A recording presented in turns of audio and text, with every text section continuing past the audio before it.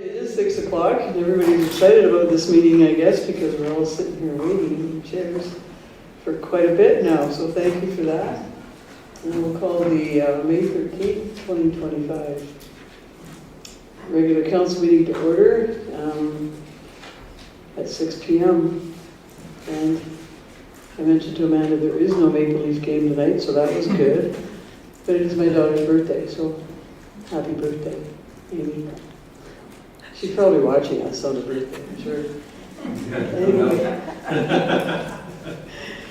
Anyway, we have an agenda in front of us, and I will have a motion to, I don't believe there's any amendments, Amanda?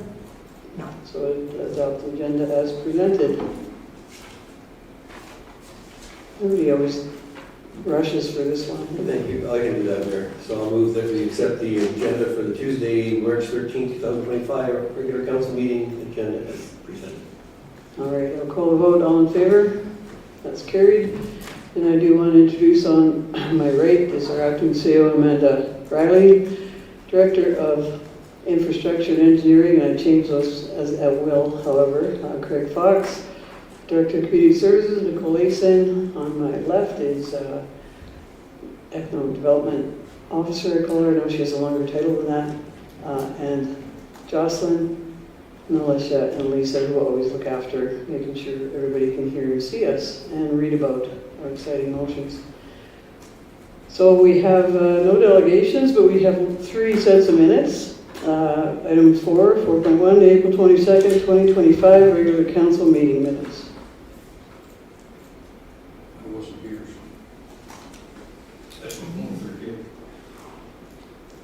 Thank you, Mayor Hunter. I'll move that we accept the April 22nd, 2025 regular council meeting minutes as presented.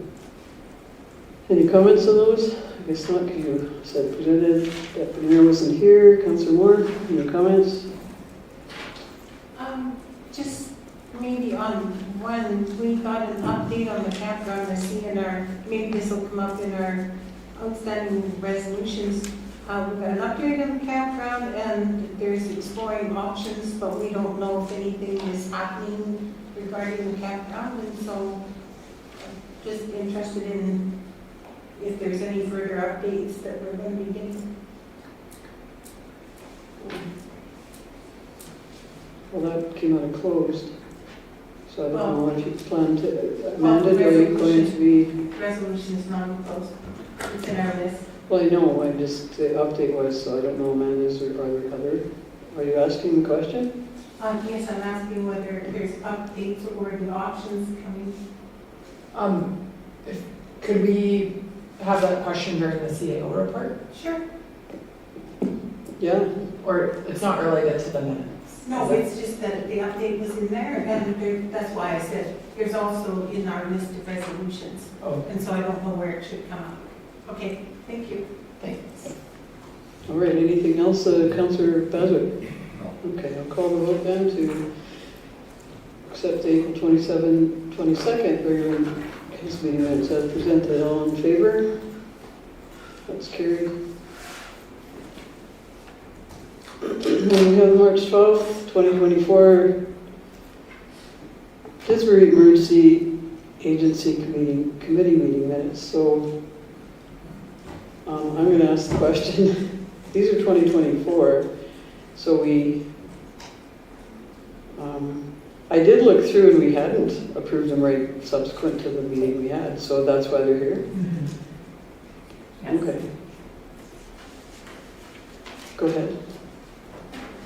I move that council adopt the March 12th, 2024 Didsbury Emergency Advisory Committee minutes as presented.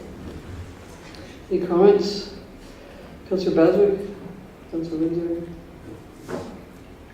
Okay, I'll call the vote. All in favor? That's carried. I'm sure everybody remembered all what happened there. But thank you for that. So now we have the April 22nd, 2025 Didsbury Emergency Advisory Committee meetings. You weren't there either at that one. No, that was all the same day. Yeah, okay. So would anyone like John, it's okay. Councilor Bazar? I'll move that the April 22nd, 2025 Didsbury Emergency Advisory Committee minutes be adopted as presented. Any comments on those? Councilor Moore? Deputy Mayor, Councilor Windsor, I'll call the vote then. All in favor? That's carried. We have item 6, the CO report, with 5 already pages packed full of information.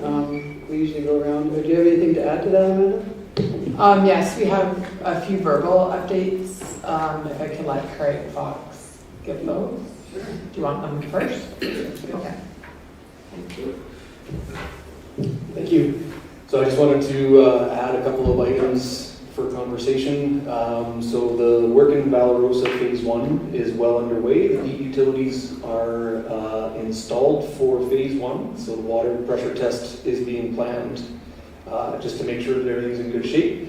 But the part that I need to let you guys know about and the public know about is that the pathway going down to the Memorial Wetlands area will be closed for about a week as the road that goes down the 29th Street turns into Valarosa Drive. They need to do that whole intersection needs to be removed. And so public access, it will be too dangerous at that time with all the equipment and the exposure. So the developers offered to put crossings up at the top of the hill to notify people not to go down the hill and find themselves at a dead end. And so the baseball diamond pathway will obviously remain open. People can still access the wetland pathway through Valarosa down in the bottom of the valley, walking along the Rosebud River, but any access from the top won't be allowed at the time. We're expecting about a week and a half, they'll start that work, and then it'll last for about a week. So just to give you guys the heads up on that. And then the other two ones are kind of good news stories. I met with the reservoir contractor today. We did our construction kickoff meeting. They presented a schedule which starts on May 24th. So we'll start seeing site equipment, trailers, fencing, that kind of thing going up just shortly after grad. And then the 2025 roadworks contractor also kicked off meeting this morning, and their intended schedule is much further advanced than I was expecting, and they are looking to start mobilizing just after the long weekend as well. So they'll be working on our work and working on other projects in town too. So they're coordinating all the activities at once. So it's going to be one busy little place.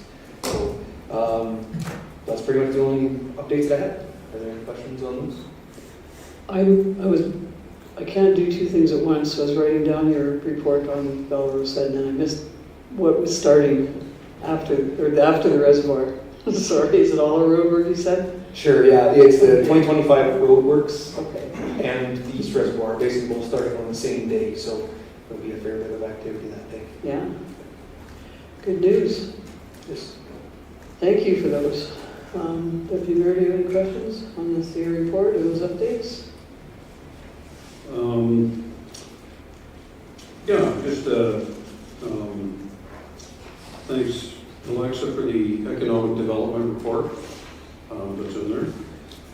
Obviously, Craig, thank you for the updates.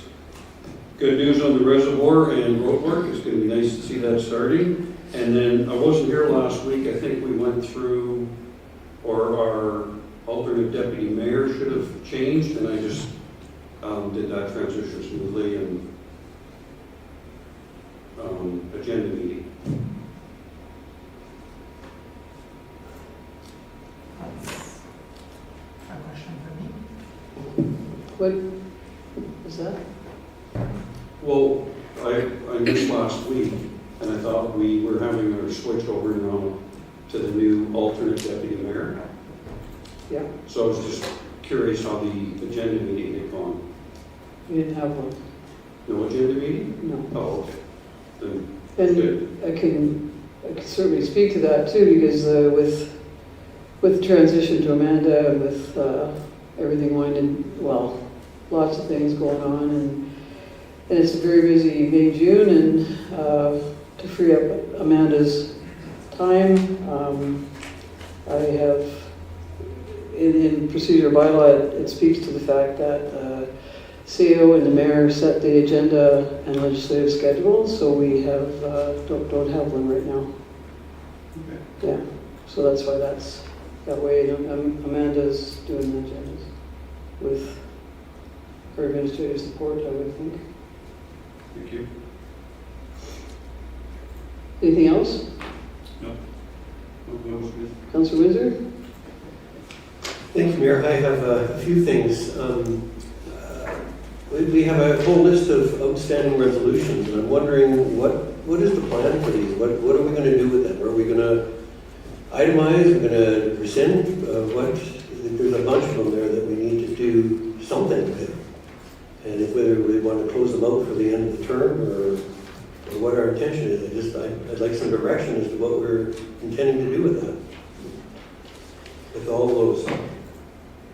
Some of them I think are complete, that aren't marked as complete. And I think that there's some that maybe are outstanding that maybe we need to rescind, but we don't need to follow through with them.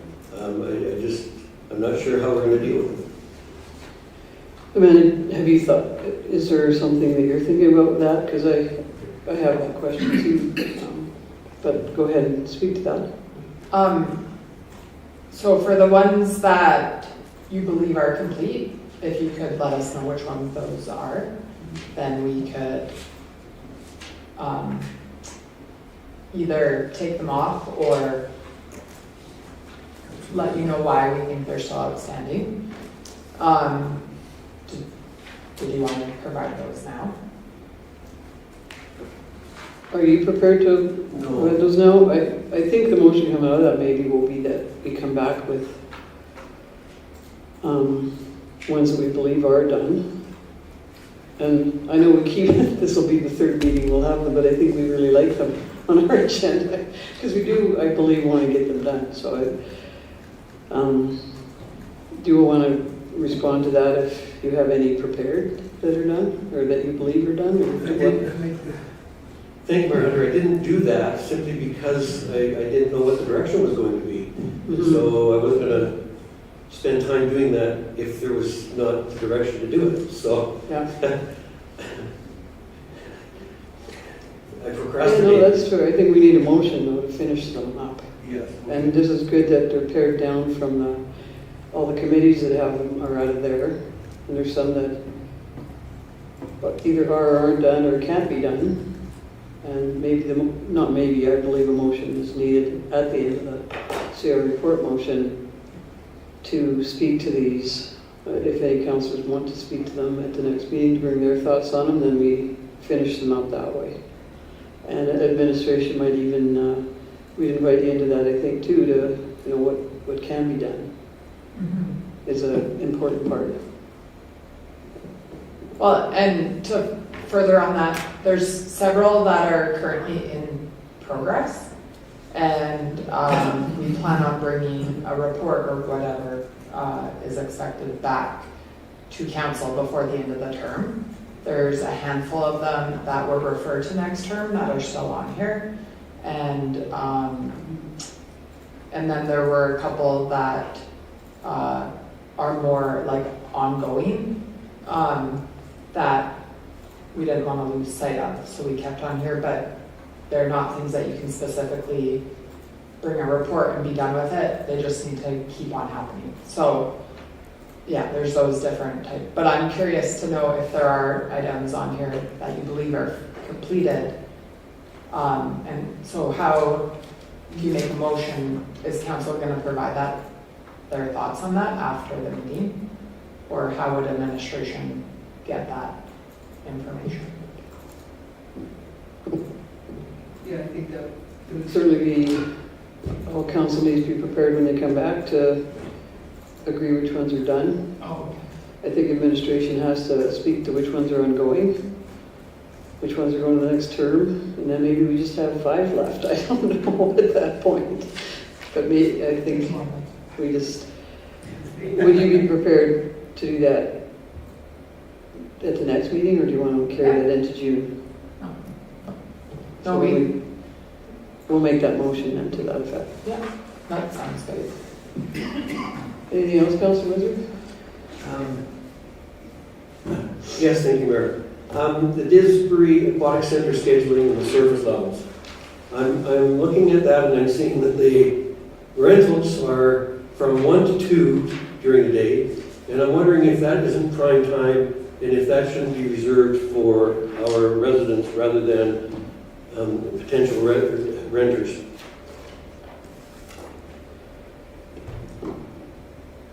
Amanda, does someone answer that? Sure, I'll have Nicole speak to that. Thank you for the question. So after this motion was made, we went back and took a good look at the schedule, and that was one of the suggestions that was made. So we're happy to make the flip between public programs versus rentals. There's a huge demand for rentals, but in terms of whether it happens from 1 to 2 or 3 to 4 and 4 to 5, it really isn't an impact on the schedule. It's more just, I think that's how it's been being done, but we're happy to make the change if council desires that.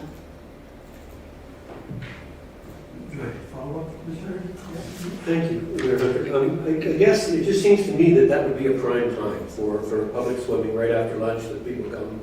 That just seems to me, now maybe I'm not right, maybe I'm not correct on that. And so what I'm suggesting that is if that is prime time, which I believe it is, then yes, I think we need to make an adjustment to that. If it isn't prime time, if it's not tiered that way, then I guess ignore me. Through the chair. So it depends on who you are, if it's prime time or not. So a lot of our renters are Disbury residents, so we are still serving our residents during those rental times. But we know that families with younger children, 1 to 2 is not an ideal time because often it's nap time. And so they prefer kind of that 2:30 time after everybody's up and moving again. But for residents with older children or for like our public swims where it's not necessarily only families that will attend, we haven't heard complaints at the desk in terms of the times of the swim, but we're more than open to accommodate a change. Change is always just a fine thing when it comes to that. It might freshen up the schedule, but like I said in the report, we are 3 months out booked. Like we have bookings actually well into July at this point in time, and July is when our new schedule comes out. So, if there is a desire for council to look at amending the schedule, we would just ask that it be done when our next one goes into effect at the beginning of July. Thank you, Mayor Hunter. So Nicole, I need through the chair, but I wonder if we need to determine whether or not this is prime time and whether I'm out left field. And maybe it would be worth doing a pilot project to just test it and see if that does appear to be the case. And so I would be in favor of doing that, not just make it permanent or anything, but certainly to test it to see if we can get the data to either validify it one way or the other. Go ahead. Thanks for that. So just so council is aware, our summer times would not be the most ideal time to test that because often people are away on vacation. The bulk of our usership happens when school is in, so September until kind of mid-June, and then a lot of people are away camping. And so our weekend use declines a bit through the summertime because our weekday use, it increases because the kids are out of school, so they're coming swimming in the afternoons. So if a pilot project were desired, I would suggest that September might be a more ideal time for that. But what we could do in the meantime is even just do a small poll at the desk as people are entering the pool, just ask that question, is this a good time for your family? We could come up with a simple one question that could be asked as they're paying their entry fee that could probably collect some solid data for us over the next 6 weeks, and then we could bring that information back even before council summer break and before, just thinking about when our schedule is developed. But those are some options for you to consider as a way to collect some data before the fall. Well, thank you, Hunter. I would be happy with getting some data so that we know whether or not I'm out in left field or if there is some validity to it. So it just seems to me that it would be prime time, but I don't have anything to base that on. So gathering some data would certainly help with that. Yep, so did you want a motion for that later, Amanda? To gather the data? Yeah, yes, it is. Anything else? Yes, Mayor Hunter, I'm wondering if we could get an update on where we are. I don't know, I haven't heard anything about the Mountain View County being approached with regard to funding the replacement condenser. I know that it must be under construction and we have an ETA for it. I don't know whether there's been talks with Mountain View County and what the funding model is, or whether it's just following the ICC agreement, or where we are with that. Go ahead. Sure. So originally, the town is still looking at an insurance claim on the original breakdown. And our original plan was wait until the determination of that before we approach Mountain View County through their shared funding grant that's available. However, we're in the midst of organizing an ICC meeting with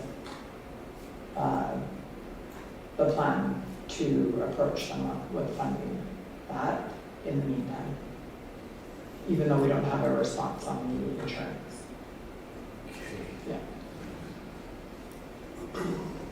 Your Honor, I just think it would be prudent to have the Mountain View County aware of the situation, and so that we're not springing it at them afterwards. That I think that would be worthwhile, and I hope that the ICC can put that together sooner rather than later. Well, and we've been in discussions with the administration of the county as well regarding that. Okay. Thank you.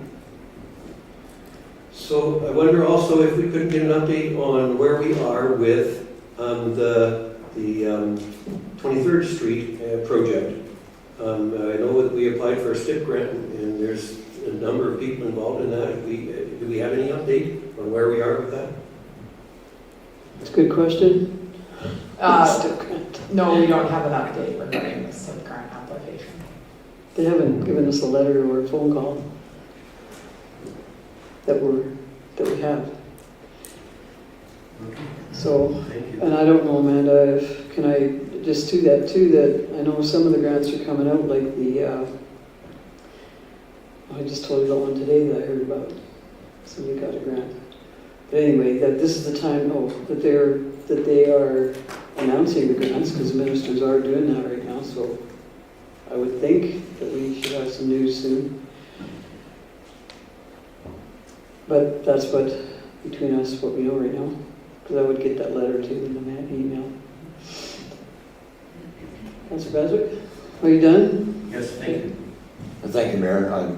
With that 23rd, are we going to wait for the grant to come, or are we going to try to do some kind of maintenance on that terrible approach to the tracks? It's just horrible. So are we waiting for the grant, or are we planning on doing something to mediate that issue?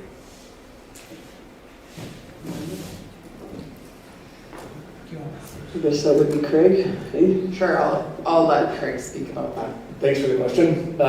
We are out there far more frequently than I like to admit, touching up those potholes off the train tracks. It's the start stops on both the south end and north going ways. There's nothing to do but band-aiding it. Yeah, and it lasts for about a week. And with the traffic that goes that down and the weight of the trucks, they come into a full stop and then start to go take off again. It eats asphalt faster than we can keep it in hold. So it's unfortunate at the moment. The main one I'm talking about, of course, is the first set of tracks, the ones that go to the plant, right? Both sides of that are absolutely Ho Chi Minh Trail, like pretty bad. And I don't know how we can pay attention to that and keep on top of it, because I get that call all the time, and I'm bewildered, that I understand we have lots to do, but hopefully we can do something to satisfy the keyboard warriors. Can I just suggest too that they phone the action request line or submit their complaint? So if Craig has that information, they are addressing it. But if we can get ahead of it without them having to do that, that would be nice. Right? In other words, don't wait for the complaint, remediate the problem, is my go-to idea. Anyway, thank you. Anything else? I would like to make a motion if I can. Not yet. You can talk about the motion you're gonna make, but we'll make it after all the other motions. No, the motion. Okay. We always accept the CO report as information, and then there's another motion about the outstanding motions, and then do you have another one you want to talk about and then make later? It's a simple motion, that's all. Can we know what it is about? Yeah, when I make a motion. Yes, I don't know. It's not a secret. Well, that's why I'd suggest, like, we're talking about motions we're gonna make coming out, so wouldn't it be important that council knows what motion you're gonna make? Or has some discussion on it? Yeah. Okay, it's about the speed limit this way. Okay. So that's on the outstanding motions to that item? I have no idea. Yeah, it is. But it doesn't Yeah. matter, I can make the motion and it's up to council to accept it. Yeah, I understand that, Councillor Bazar. Councillor Moore? Yes, Amanda was asking whether there was any that were done. I'm just wondering if administration or council knows. I apparently moved one on October 16, 2023, that we support applying for Indigenous and Municipal Policing Transition Study Grant to participate in a collaborative regional policing study with our neighbors. And I think we did that. We did that support, so that might be one that we can take off. Also, I'm glad, thank you for this, and I'm really glad that we're going to be able to go over this because there's a number of them that are outstanding that I have questions about. I would also like to thank whoever thought that up to put a kind of asphalt gravelly mix that they're putting down the alley. It is stopping the dust and it's making a really nice surface. I didn't know we were going to do that, but my neighbors and I are really pleased with the way that that's working. It's kind of, it's not really asphalt, but it's kind of like a sticky gravel. and they packed it really well, and it's making the back alley so much nicer. So I really appreciate that. I think the other ones are just, I'm wondering how we get ready for when these come back. Because I do have comments and things that I wrote down. I know Bill, Councilor Windsor and Mayor Hunter will also have lots of those. So will we have a time when we go over them one by one in the next meeting? Or do we bring our comments or send them? What is it that we're planning to do here? I think we should have a committee of the whole meeting, Amanda. Are you going to suggest that? Yes. Yeah. So we make a motion for committee of the whole meeting?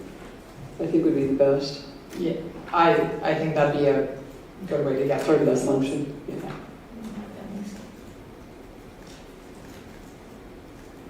Go ahead. Can I just remind Councillor Moore, she had a question about the campground earlier? Oh.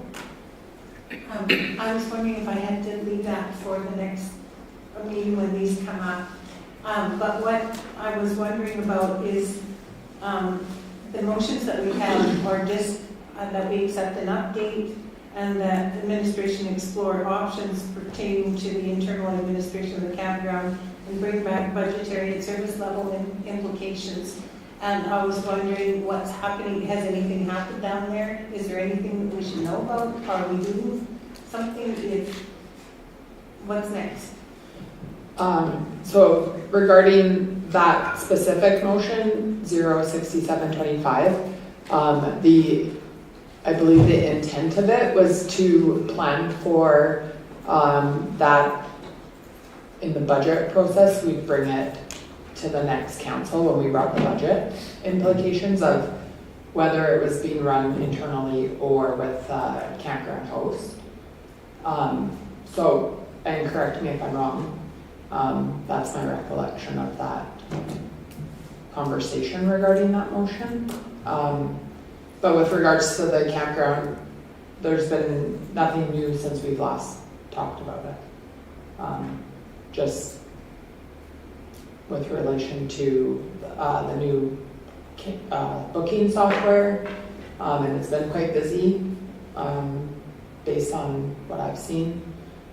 So for this season, no, there's nothing different than what we last talked about. Does that answer your question? I guess maybe I see that it's fully online booking, so that's a question I had, because if a little old couple comes there with their little old camper and want to pay cash, I'm wondering, like, there's no way they can do that? They have to go somewhere and find a computer and book themselves online?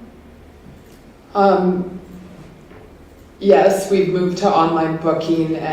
However, the campground host is available to assist with the booking, so they can book it and let the campers, but they would pay by card. Yeah. But we'll help them book online. They could call as well and get that assistance.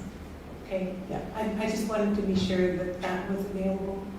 And I just noticed when I look back at budgets over the time that we've been here, and in 2018, it was $20 short of a $40,000 deficit. And last year we put $23,000 into reserves.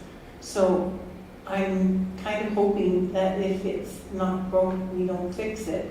And I'm concerned about a new council that doesn't have that history making a decision about the future of the campground. That's where I'm at with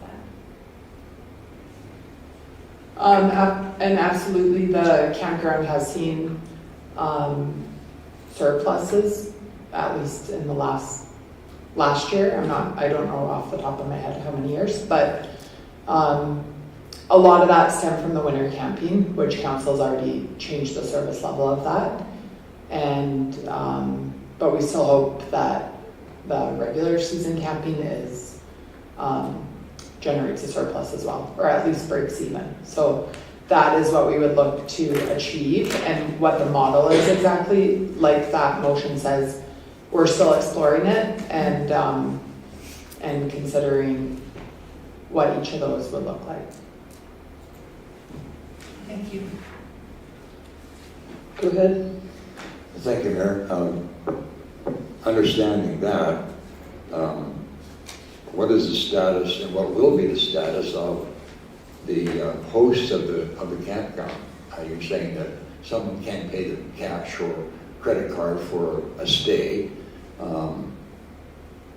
Do we have people that will be doing that? Like, I know it's the current people are managing the place. I don't know what the status is there. Well, so you're asking regarding the current contract, and can I just clarify what specifically? No, you said that there's host will take cash payment for last minute people coming in.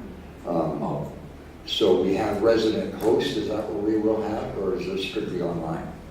Well, for 2025, until the end of the summer season, we have a campground host, yes. For future seasons, we will have a model that is yet to be determined. It may be the same model, and it's something that you've asked us to look into back in February, on February 11th.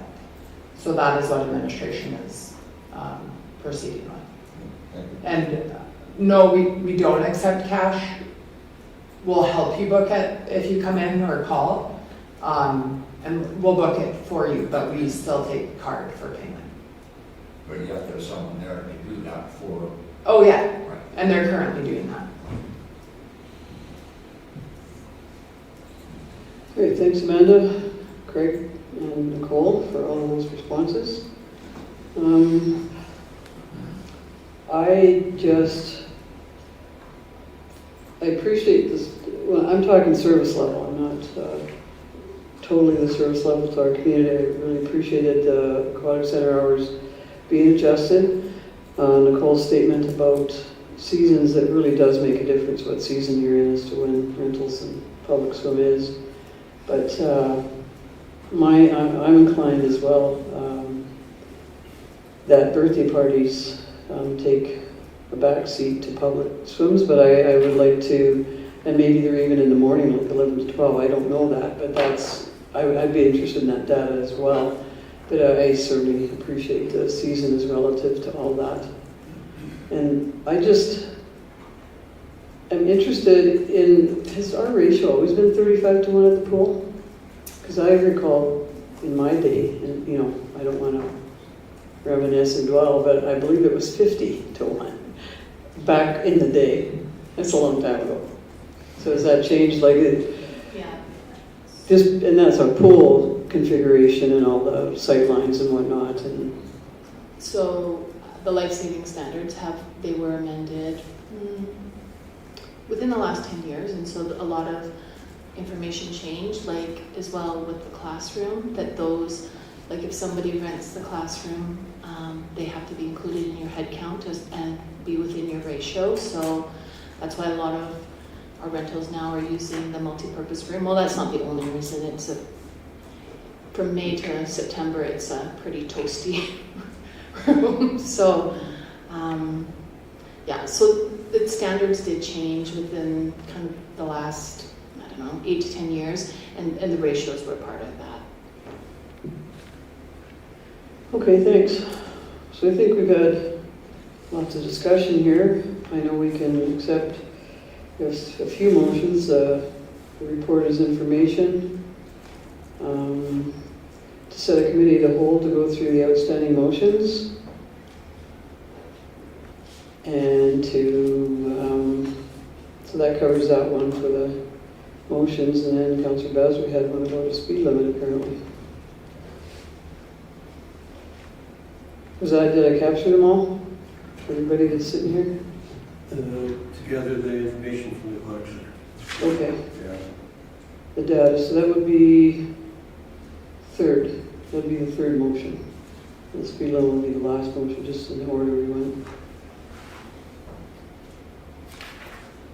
Okay, so thank you for the reports. Always appreciate the information and updates. Again, Excited to see the barricades up, the detour signs. Go ahead, Councilor Basler. Thank you, Mayor. I just wanted to back up a little bit. I read the economic development report. It was very thorough. The question I always have, I guess, is what is our status on the QR code program? Because it was such an excellent idea. Through the chair, Councilor Basler, or through the chair. Well, through the chair too. It's just, Nobody else said that, by the way. yes, there have been, and then the conversations have gone on. Is it the augmented reality or the scavenger hunt we're talking about? No. I'm talking about the QR code that goes on the building at the store. When you flash it, the object it would give you a history of Okay, that particular business. Amanda, do you want? Yeah, I'll let Alexa speak to that project. Okay. Thank you for the question through the chair. The augmented reality had a little bit of setback because we have to have permits from the various production companies to have like little video clips that will be integrated in that augmented reality tool that will serve as a tourism product and will also attract tourists, of course. In the meantime, we did the scavenger hunt. That was something similar through a QR code on the phone. And people learned through the scavenger hunt about the history as well as the productions that took place on those various locations. I'm hoping, I so far got one response back from a production company, and I'm waiting still for four, I believe, responses. It's not easy to get a hold of them, but I'm working with the Alberta Film Commission and also with the Calgary Film Commissioner, who is now the CEO of Edmonton Screen, to help me with some of those questions and to get to the people that I need to connect with and get those permits done. So I'm hoping over the summertime I will hopefully have a little bit more of an update, and then we can go out for an RFQ or RFP to get a company to actually implement that tool. I just think this is such a creative idea, that both of them, that I'll keep bugging you until I know it's a work in progress, and I thank you for that. All right. Thanks, everyone. So a motion to accept the CEO report as information. Deputy Mayor? I move the council accept the CAO report as information. Okay, I'm going to call the vote. All in favor? That's carried. And so to set a committee of the whole meeting date to go through the outstanding motions. Did you want to make that, Councilman Windsor? And Amanda, some dates you'd like to? Would you like to pick a date now? Yeah, I would. I think we should do that all right So- now, yes. So just looking in the next couple of weeks, we could do June 20th or 21st at 4:30 or 5 o'clock. Does that work? May? May, sorry. How long do you think this will take? Should we do for the next RCM? Well, that's why I picked those 2 dates. May 20th, 21st. 27th or 28th? Oh, I mean, I meant to get it back to the RCM. So no, you want it on the Tuesday? Oh, well, I think we've always had our committee holds before council, so everybody doesn't have to come in on a different day, and even for staff, any thoughts on that? Well, last time we actually had our committee of the whole on a different date, Did we? so we could alleviate such a long meeting. But Yeah, that'd be okay too, the 27th. I guess really it's, like, you need to be here, so we can start with what your availability is, and then council can pick something. I'm fairly flexible, so, Because I don't, the 20th you said, or 27th? 27th. Yeah, I'm thinking the 27th because oh, I don't think they're urgent. I think the 27th could be the whole, and then we could bring them back to the June, first Okay. meeting in June. I think that would work. Yeah, it's before council. I don't want to spend 12 hours. I don't want to spend a whole, no, I don't want to do that. So we'll go around the table. Councillor Beswick, you'll start then? Yeah. And we have May 27th, 4:30 to 5:30. I decline that. Councillor Moore? I'm wondering if that's enough time. I see that these took a long time when we did them. And I'm thinking that there's a lot to do in an hour there. So I can be available at any time, but I'm kind of thinking we might need more time than an hour. I think that would be up to council to be expeditious on it and come prepared. That might help. But, so yes or no on the 27th? Just so we can go to 4:45 too, 5:45. Yeah, I will go. The other option, we also have potential other meetings in the meantime on CO recruitment, so I don't want to have a whole bunch of things pile up in May and June. If we can do them, but that's just a thought about other meetings outside of that. So committee of the whole. So we'll go around about 27th first, and then we'll have to throw something else out if no one's not. If we miss them and the motions get done without one person, then I think we're at that point. Councillor Bazic or Councillor Moore? No, I prefer to do it another day other than the I know, council day. you already spoke to that. You asked me. It's not my preference, but I will go with what Councillor Deputy Mayor Engel can do, because I know it's not possible for him to be coming back and forth a lot. So, Deputy Mayor, it's all up to you. It's on you. This is on your shoulders, whatever you can do. Well, I can't do it the week of the 20th, so the following week, pretty much the 26th, 7th, 8th, 9th, not the 30th, but the 26th, 7th, 8th. I think 29th we have policy and governance at 5:30 or 6. So that wouldn't work, but I'm open to any other evening or. I agree with Councillor Basil. It makes for a long day, and if we are belabored at all in the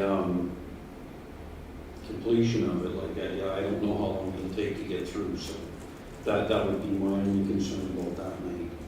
But I could suggest that we do an hour, and then if it helps anybody, do an hour, and then what's left we can put on the next agenda. Because it'd be pared down considerably if we can't get through it in an hour. So that might be a thought too. Councillor Baswick, we're going around the table, okay? Councillor Windsor? Thank you, Mayor Hunter. I'm happy to do whatever. The 27th is fine with me, 20th, 21st, 28th, 26th, I don't care. Whatever. I'll fit wherever it's needed. I'm busy on the 28th, so I've already said that for another meeting. So I'm Because happy if with the 27th. If we're restricting them to an hour, then my suggestion is we do the hour and then send them the rest to the next council meeting and we can get through them, hopefully by the end of June. I am going to remind council again that we're in CO recruitment too, so if these nights are going to become impossible, then we have to figure out something that's going to work for everybody, and some of us, we all have to have a little give and take in an hour-long meeting. So we have the 27th, I'm fine on the 27th. You can, but do you prefer to do that? Because it's apparently on you. Well, I don't know that It's on you. It matters what I prefer to do. I've always been that if I can't make it, then I can't make it. I agree with Councillor Basil. It makes a long day, and but if that's the only day that can work, then my attempt would be to be there.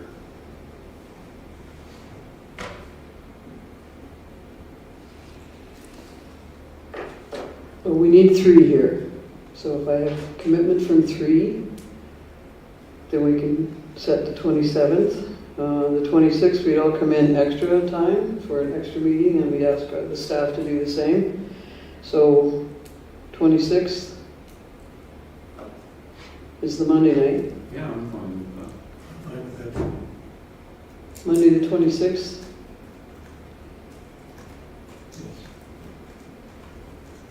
And what time then? Do you want to start? Fine. Councillor Windsor? That's fine. Councillor Baz at 5 p.m. Yes, ma'am. Okay, Monday, May 26th at 5 p.m. Committee of the Whole. You want to make that motion?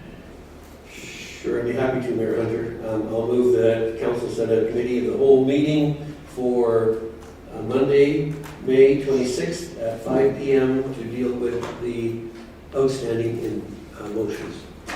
Did that work for you, Amanda? I should.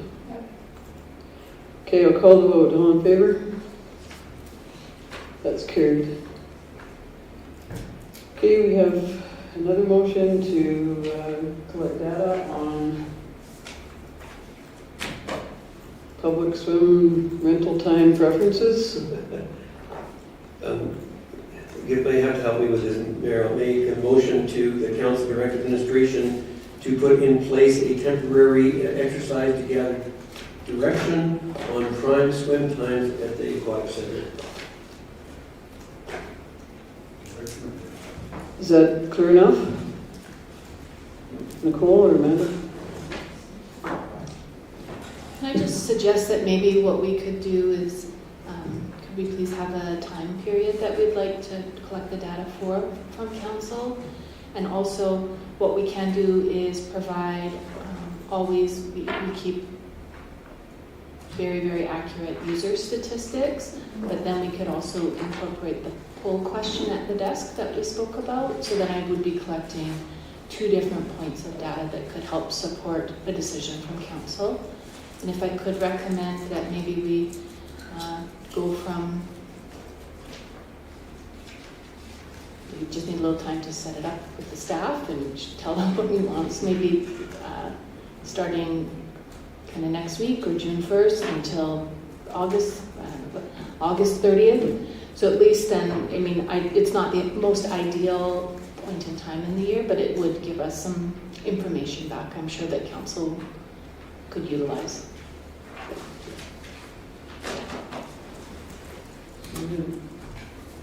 Change that to something then? I'm not sure what exactly the word is thing. Could be a very wordy thing. If I may ask, I'm wondering why we'd be waiting until the 1st. We couldn't start it earlier. How much time does it take to put this together to gather the information? Amanda? No, we can start it earlier. It takes a little bit of time, but I think Nicole was just picking a nice round number. But yeah, probably about in the next week we could have it running. So even if you didn't give it necessarily a start date, to start as soon as possible, but give an end date.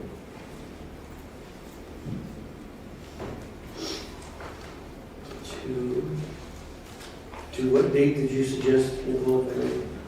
August 30th?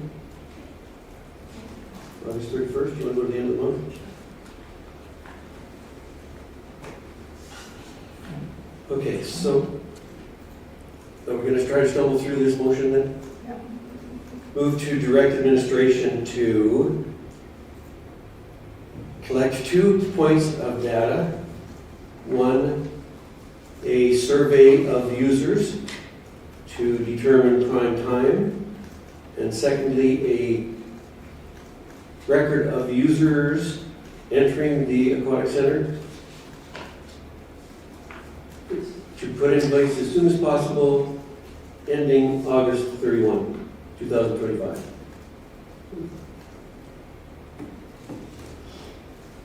All right, do you want to read that back?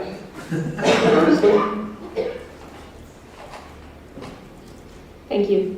Through the chair. Moved by Councillor Windsor to collect 2 points of data, a survey on users to determine prime time, and a record of users entering the Aquatic Center to put in effect as soon as possible and concluding on August 31st, 2025. Yep. Okay, yes. And return the report to council, I guess. Thank you. I would hope that's why we do all these things. Exactly. But it's a good Kind of point. thought we're gone, but. Just give you a big Return word. All right, I'm going to call the vote. Okay,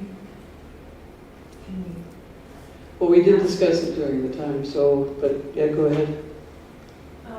I'm just wondering if there are complaints about the pool not being available for certain groups at certain times. And the other thing would be if I'm sure there are other aquatic centers that you are acquainted with, and I'm wondering if there isn't some kind of data regarding the best times for the different types of swim from other somewhat similar sized pools that you might be able to use as a starting point.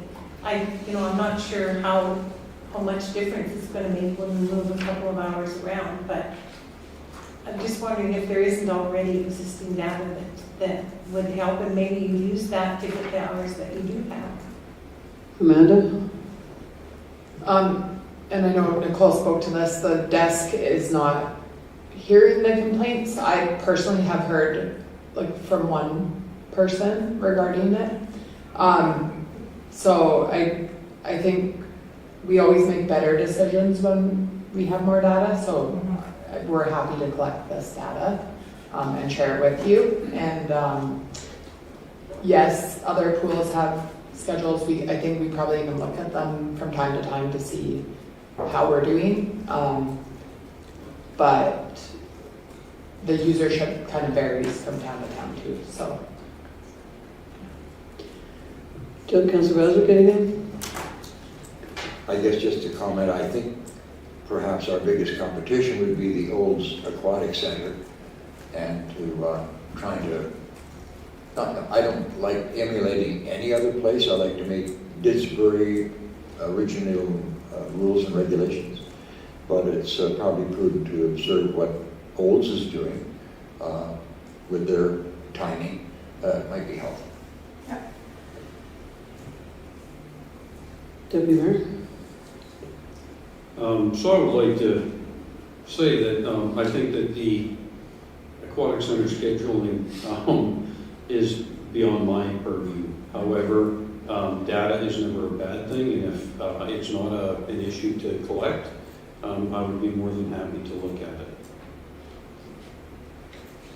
Councillor Windsor? No comment, thank you, Mayor. I talk about the schedule as a service level, so I'll vote in favor of that for the data. So I will call the vote, and I won't ask Jocelyn to read it again. All in favor? That's carried. And Councillor Baswick, you had a motion? Yes, ma'am, thank you. I would like to make a motion that council explore speed limit reduction in the town of Didsbury, and that it be sent to the service level committee for review and recommendations. That's it.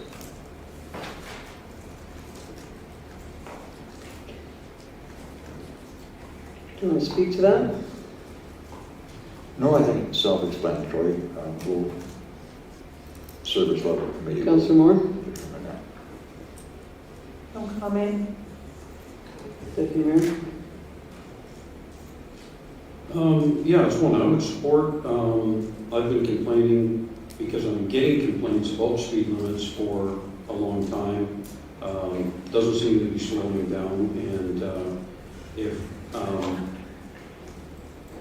if it goes to the committee for review and recommendation, we'll see what comes back from it. Councillor Windsor? Thank you, Mayor Hunter.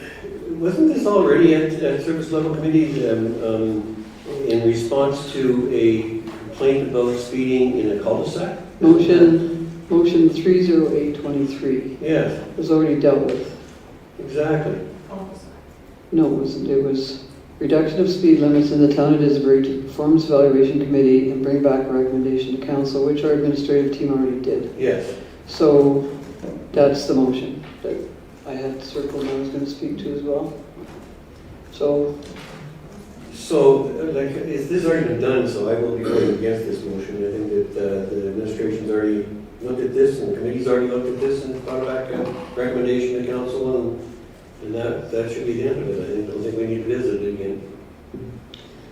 yeah, our administrative team has done this, and I think there's 3 months of active duty left with 2 summer months off. So I won't ask the administrative team to do it again because 30823 already did that. And the same committee dealt with it, and they brought back the recommendations. So can you read that back, Jocelyn? Through the chair, moved by Councillor Baswick that council explore a speed limit reduction in the town of Didsbury and that the item be referred to the service level committee for review and recommendation back to council. Okay, I will call the vote. All in favor? Opposed? That's carried. Okay, we have item, well, that's it. That's the order part. That only took 50 minutes. I guess that's so much for 8 o'clock meeting tonight. So we have bylaws and policies. Item 7.1, designated officer bylaw. Amanda, no one's dealt with this. You just put this on, right? Do you have anything to add? This is just in regards to our assessor, who is a designated officer of the municipality. And we looked at the previous bylaw, or the one that's currently in place, which names the assessor, and just revised the bylaw to update it and to allow for our new assessor as of July 1st. All right, thanks. Yeah, go ahead. I move that council grant first reading to designated officer bylaw 2025-08. Comments from anyone? Councillor Baswick? I agree. That way, one person's name isn't locked into the assessor role, and it gives us a chance to choose whoever we like the next one. Thank you. Councillor Windsor? Deputy Mayor? Great, so did you have any comments? I will call the motion then to grant first reading to designate officer bylaw 2025-08. All in favor? That's carried. We have item 7.2, accounts receivable policy, and I believe Councillor Windsor will speak to this as the chair of FPC. Thank you, Mayor Hunter. Essentially what we've done here is we've reduced this to actually be the governance side of the accounts receivable rather than a mixture of governance and operational.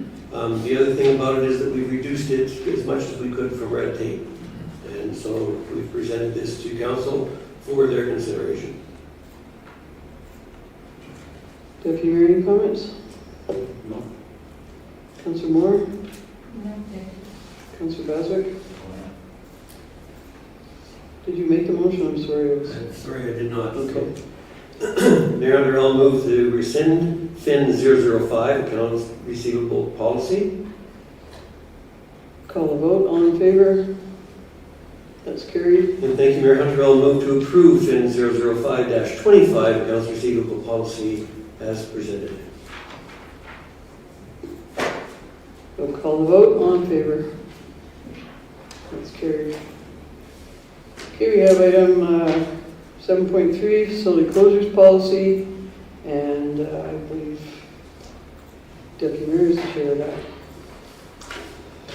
So we spent some time, actually, there was a good meeting on this at our last policy and governance meeting, and this policy recognizes the variety of services that the town-owned facilities offer to the public, but serves to set a level of service provided directly to the residents. So it's pretty self-explanatory, and it establishes operating hours of the facilities and gives the chief administrative officer some ability in case of emergency to close facilities and directs how council is alerted to that.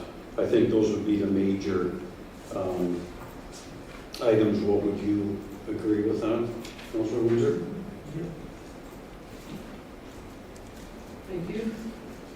Good. Do you want to make the motion? Yep. And then I'll go around. I move that council approve PROP 004 facility closure policy as presented. Councillor Windsor? Thank you, Mayor Hunter. The other thing that I think is worth noting is that there was some difficulty in establishing times because they aren't really necessarily always clear cut. And that was one of the things that administration indicated during the process, was that there had to be, that this would be kind of a guideline, and we'd have to see how it works out as to where it all fits together. That it may have to change, and it may not have to, but that it was difficult putting it together. Thank you. Councillor Bazak? Councillor Moore? My question would be whether or not this is a change for staff, either in days off or hours, or, times that things are open. Is there going to be changes for them that they didn't see coming, or is this pretty much going with what's happening? Amanda, go ahead. Thank you. That's a great question. For the most part, it's very similar to what's happening now. I would like to point out that in provision 1.3, the National Day for Truth and Reconciliation is named as a holiday, and where we would be closed. So that would be become a sad holiday for the staff as well. That's all. Yep. So I know that they chose, I believe it was a day around Christmas instead of Easter Monday or something like that. Is this something that they were asking for? Because it's not a day that a lot of other places are recognizing as a day off.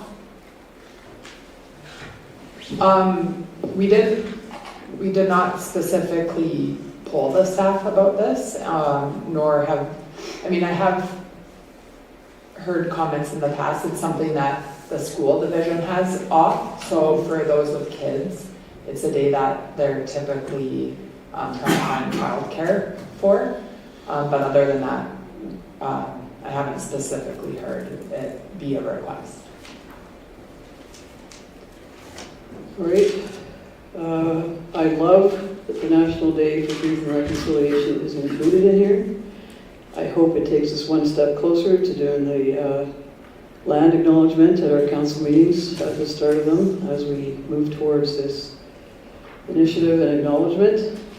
6.3 and 6.4, I just wonder if it's not too restrictive, that it could say the aquatic center will be operational at a minimum, because otherwise they might want to stay open until 7:30.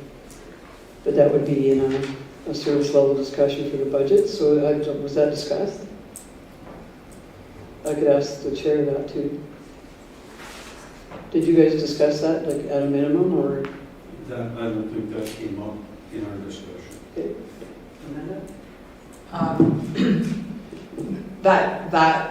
Those words specifically didn't come up, but you'll see in 6.1, it is giving some variance room based on, so it says operating schedules and hours of the facilities within the complex may vary depending on department scheduling, level of service, rentals, community needs. So that is generally what our hours are, and based on when the booth is open and our programming, but that may change for a variety of reasons. So again, this is alluded to, but putting these times on paper is somewhat difficult. There's many scenarios where there may not be public programming during those hours in all cases, and likely not. The arena may be open, but it might be a tournament, so it's basically a private rental throughout the day, and especially if they booked both ice surfaces. So, and there's other scenarios too, where outside of those hours we have rental bookings where we are going to rent them. It's just not specifically, it's not a regular hour where we have somebody sitting in the booth. Yeah, I did read that. I just didn't read it that way, but if that's what it means, is generally these are them and they are flexible, that I'm fine with that. So thanks for answering that. And there is a motion. I think we've all gone around with comments. Oh, I just have one last one. The Christmas Eve. Easter Monday isn't a holiday, so I don't think that should be there. I'm not gonna, it's not a hill to die on, but Easter Monday is not a stat. I think we just say they have Christmas Eve and not in lieu of anything because but it doesn't make any difference. I just wanted to make that statement that Easter Monday is not a stat. There's no lieu for anything on Easter Monday, but I appreciate Christmas Eve being off. So, I will call the vote then on PROP 004, facility closures policy. All in favor? That's carried.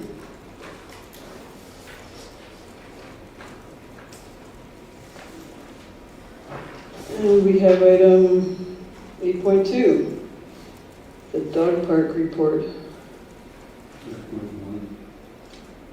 Yeah, we'll go to that first. Council remuneration and professional development policy. Councilor Windsor, chair of that committee. Thank you, Mayor Hunter. I think I'll talk a little bit before I make a motion, and that is that we looked at a different structure. Essentially, there's been problems with having a definitive number for council for budgeting, and so we looked at a couple of things. And with that in mind, is to make it more budgetable as far as council and council remuneration is concerned. It varies considerably, as you can see from the numbers. One of the other things we took into consideration is this tendency that seems to be going on in municipalities is that rather than doing a per diem for regular council work, that it is all encompassed into one honorarium in the month. And so that's kind of the direction we started going and looking. In looking at that, we looked at what councillors make, what the mayors make. We compared it to operating budgets of the different communities. We did some comparisons, a multitude of comparisons, to try to arrive at numbers that seemed to make sense and that fit the town of Disbury's budget. And so what we've come up with is on page 36 of your agenda. In that, what we've set is a monthly honorarium that includes all of the regular council responsibilities, and outside of that, a per diem that is for professional development activities. And that's what we're going to recommend. And so I'll make the motion to accept the rate structure as presented for incorporation into the council professional development and remuneration policy. And I will say one more thing about that is that it's sitting at the PGC's committee's table right now, waiting for this direction to come back from council so that we know how to fashion the policy should this move forward. I just think this should mention that it's for the next term. Yes, it's for the next term, yeah. At the end. Councillor Basel, any comments? I'm just trying to figure it out here. We have a maximum daily rate right now of, what, $250 or something like that? I don't see that reflected in here unless where it says greater than 3 hours, that 200 replaces that. Yes, it does. Is that what it does? Yes. Okay. I noticed that in the hourly section it says proposed, and then on the proposed side it says hourly rate non-applicable. Is that what you're intending? Yes, that's what we're intending. That's what we're proposing, is that all of those things that would be normally undertaken by the mayor and councillors in the role of their council, they would receive the monthly remuneration, which compensates for those hourlies, as you can see through the tables in the document. Essentially, we're increasing the honorarium for each councillor and the mayor to cover those regular things that were being charged hourly before. And so that it eliminates the variance that administration has to work budgets around and try to figure out budgets for. And that the only variance then would be the professional development activities that each councillor undertakes. Okay, so what you're saying is any committee that you're assigned to, that is included in the honorarium and not billed out separately, is what you're saying? Yes, Okay. yes, yeah.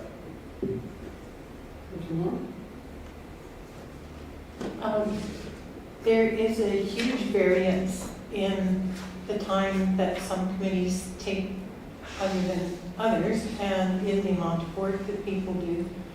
And I don't see getting, it shouldn't be a social program. Like if somebody doesn't show up and do their work, I would rather see a smaller amount for the kinds of things that a counselor does in just being there for people to ask and have everything, including council meetings paid for. I don't think it's that hard to budget, that it isn't that much of a variance from one time to another. I do think that, I guess it's a principle where I'm concerned that what you do should be paid for, and that if somebody is doing a lot less, I don't think they should be getting the same amount. So this isn't, it's not that, it's just not my way of thinking about things. And so I think on principle, I have to not be in favor of this. It's not a social program. We have a social contract, I think. Deputy Mayor? Well, before I start, I want to thank the Finance Committee because I think that this is probably a very huge undertaking, what you guys tried to do here. And when I first looked at it and I saw the proposal, I wasn't quite sure what I was reading, and it, in essence, took me down the rabbit hole. And so I see a whole bunch of things in here that don't make sense to me. That doesn't mean they're insensible. They just don't make sense to me. And so I don't know how much time you guys want me to take. I can't support this, I guess is what I would say in this state. A couple of things. What defines professional development? Is that someone flying off to FCM and they get paid daily rate when they're there? Because I would disagree with that. I think that if their costs are being covered to go to the FCM or anything like that, their education portion is being paid for, they shouldn't be billing a daily rate. That shouldn't be outside of it. It should be all or nothing. And there are different hours that are required for different meetings.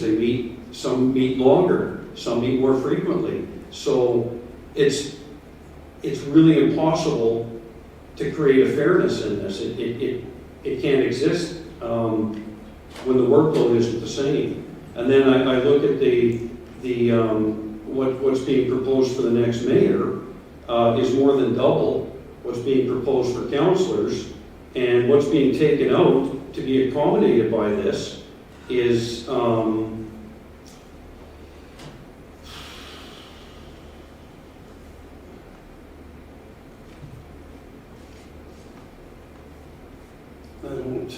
can't find my notes on this here, but typically the mayor, I guess, doesn't work on committees. Under our committee structure, the mayor is not inherently supposed to be on committees. So that's a $700 increase, and the councillors are getting roughly a $314 increase, but they're doing all that committee work. And so that doesn't add up to me. That seems to be really skewed the wrong way. So I can't wrap my head around how this is fair, and I apologize for that, because I can't even imagine what this was like as you guys dug into it and tried to create something, but I don't see it here, and I can't support this. Go ahead, Amanda. If I could just clarify, what the committee did was if you look at the top of page 36, you can see what your current mayor and councilors are making with including their PD their meetings, council, everything they're doing. And so the committee looked at that and found, okay, the average for everything the mayor's done over the last 6-year period is about $40,000 a year. So that's what they're assuming when they set an all-in rate, that it's going to include everything that the mayor does currently. And that the next mayor is going to do the similar things and similar amount of hours of things. So that's what they looked at when they determined that. And with the counselors, it's similar, but we've taken an average. So this is the average of the counselors for the last 6 years, and including all their committee work, any professional development hours they were paid for, and their per diem. And so, and then that's how they came up with the $21,200 per year. So hopefully that helps explain, like, no? Okay. The other part that you raised is about one of your previous questions. Now I lost it. But I had, the what is covered under each item would be what the PGC committee determines. So like explaining what is included, what is classified, defining professional development would be PGC's role if this pay structure goes forward. Follow up? Yes. So I understand that you took what the mayor earned over the last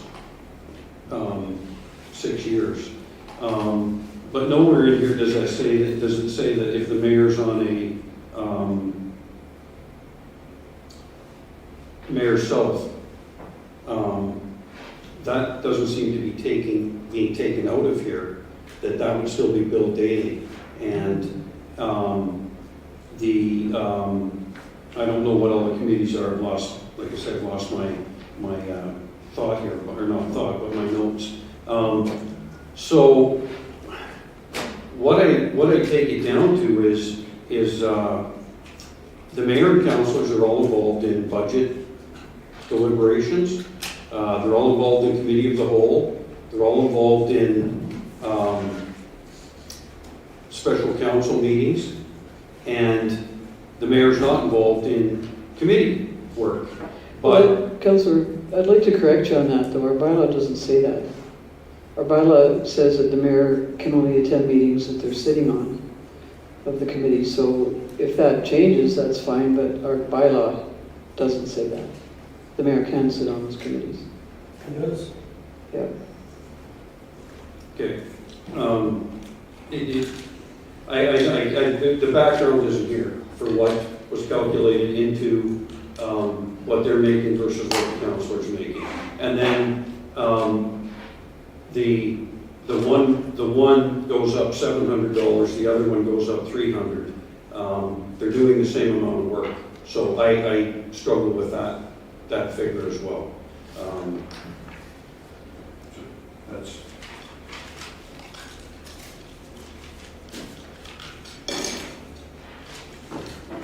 Go ahead, Councillor Windsor. Thank you, Mayor Hunter. But they're not doing the same amount of work. And that's evident by the table at the top of the page, in top of page 36 of your agenda. They're not doing the same. That the increase that the mayor actually is making is $40,000. That's just doing her regular stuff and her PD. That's the way it is. Councillors, on the other hand, are making $23,000. You divide those by 12, and that's the difference you get. That's what it is. It's not an increase significantly over and above the mayor over councillors because she's doing the same work. She does way more work than what councillors do, and that's just the reality of it. And so that's what we worked on. We worked on the basis of what the total was for each position, for the councillors, for the mayor, what they did over the last 6 years, and we took that average and said, okay, so if we just make this so that it is a straightforward, nobody has to question whether or not somebody actually attended something. You talk about conferences going to FVC and getting a daily fee, the day rate. They're getting $365 a day right now, if they choose to charge for it. So this is less than that. Some of that would then be fitted into their regular honorarium, and so I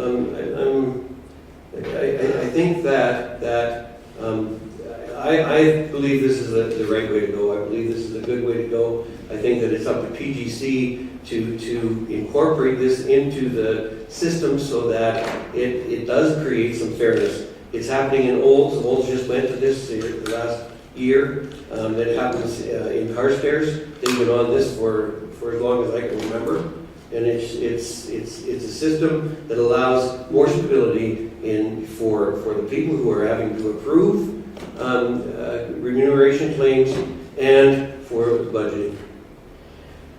Amanda, could I have you read?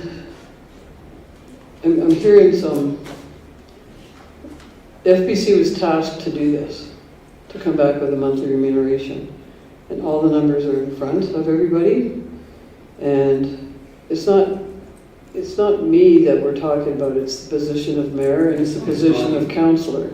So whoever the councillor is. And right now the spread is the same right now, monthly, almost, give or take a few hundred, but I don't know what more information you could have besides the budgets and the monthly remuneration for mayors and council members.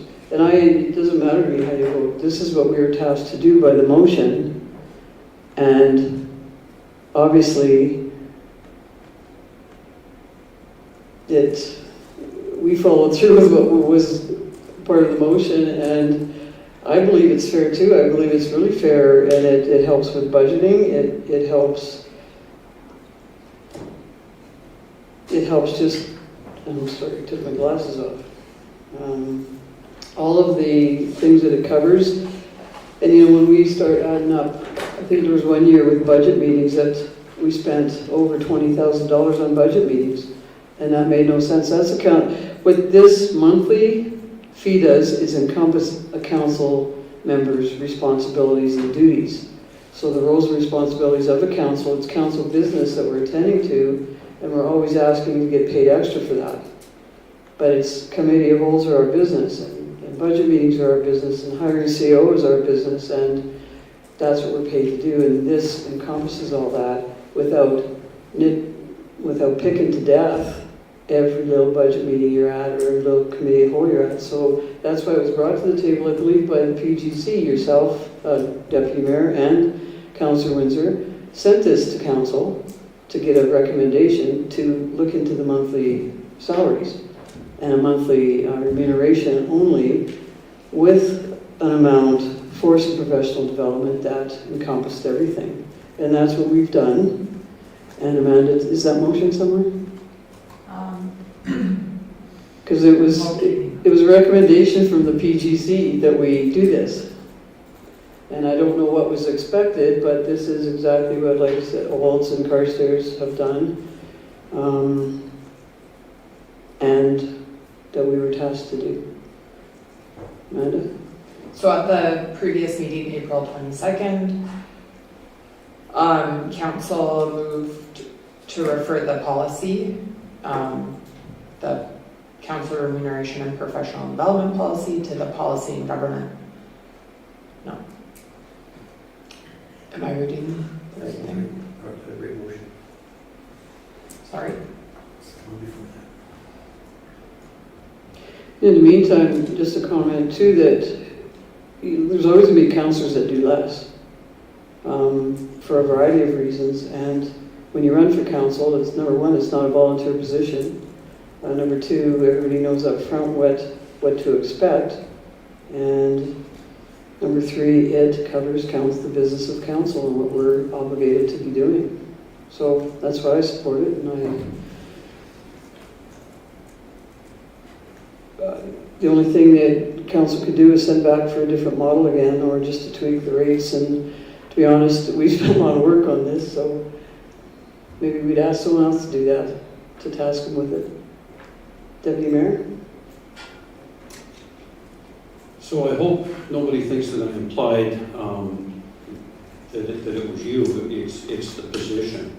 And you just stated that some councillors do less, and I think that councillors do less should get paid less.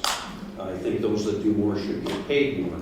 And that's what's inherently wrong here, is that no committee is the same, no time commitment is the same. So I don't see the fairness in this. I see equity, but not fairness in what is put in by individuals, and that's why the dollar remuneration makes sense to me, is that if you put the time in, you get paid. If you don't get paid.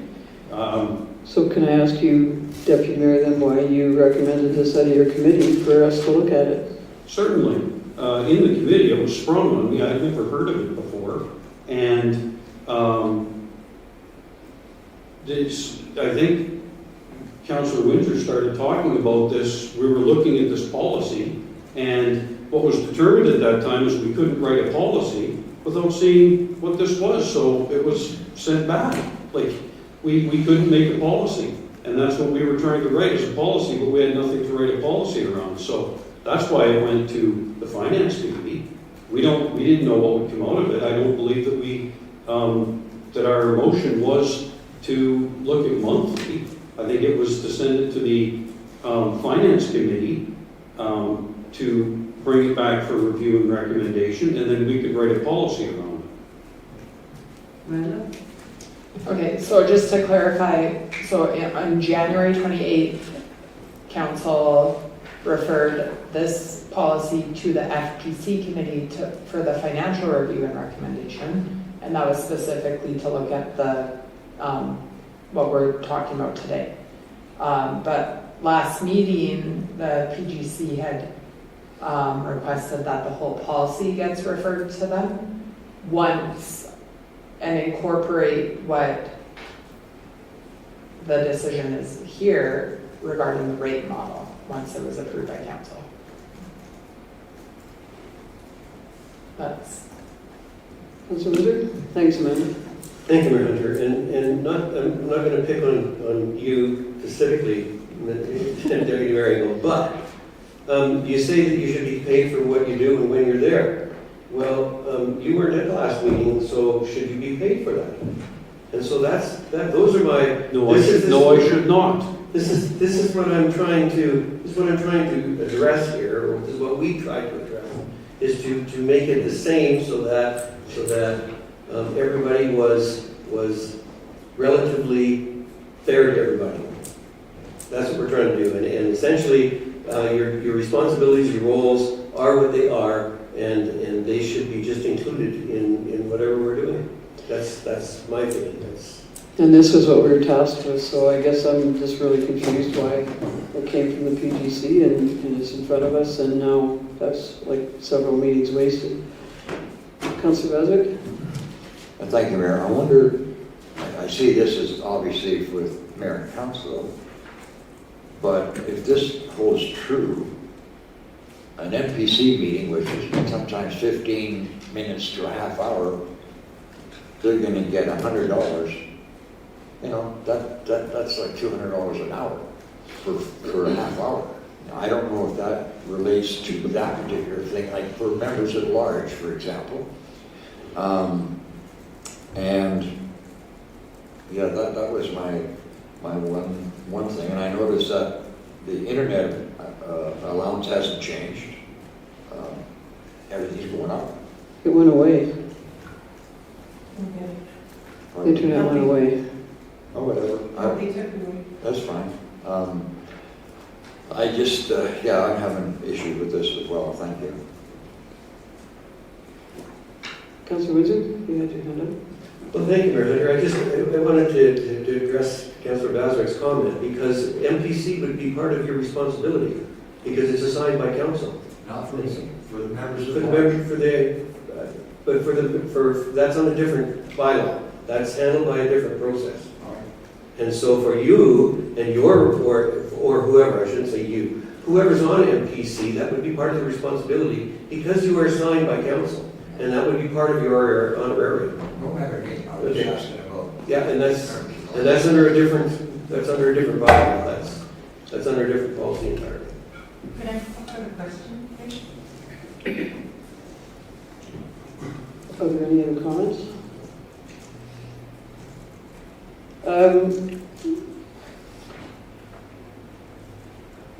You made the motion. Yes, I did. All right, so, sorry. Screen is frozen and.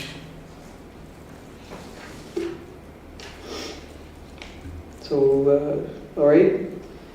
If there's no other comments then, and I think we beat it to death, I will to accept the rate structures presented for incorporation into the professional development and remuneration policy effective next term as motioned by Councillor Windsor. All in favor? Opposed? That's defeated.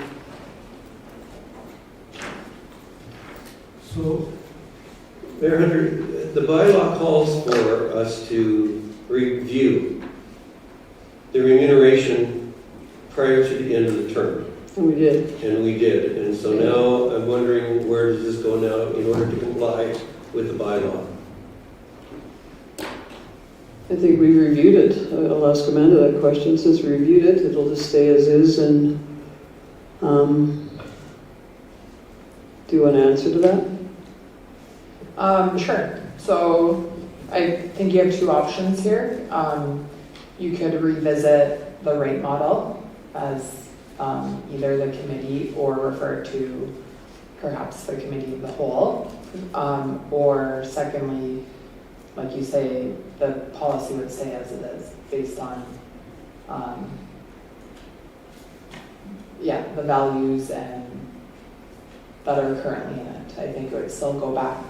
It would still need to go back to PGC. It's already referred there to review the terms of the policy, but with the idea that the rate model and the values being paid remain the same. So Councillor Windsor, refer what's it called? What's the policy number? Well, it's in the motion. My screen is frozen. Okay. It's count 001 24-24. Well, it's on my agenda page. So just refer that back to the, with the current rates and fee, the rate and fee structure, back to the committee, the PGC, right? But thank you, Mayor Hunter, it's already there. Yeah, it's already on our docket, it's already been referred by council. We were just waiting for direction. The PGC was waiting for direction from the FPC. I know, but you're, council.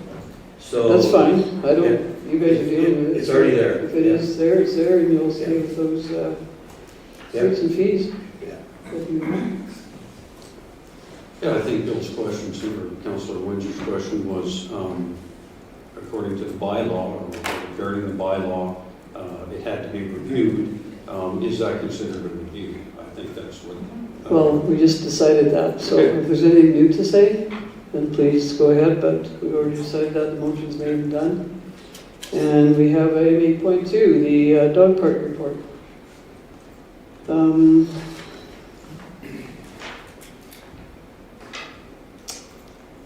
you want to make this motion? Deputy Mayor? I move the council refer the dog park service level to the service level committee for review and recommendation. Comments? Councillor Windsor? No, thank you. Councillor Baswick? Councillor Moore?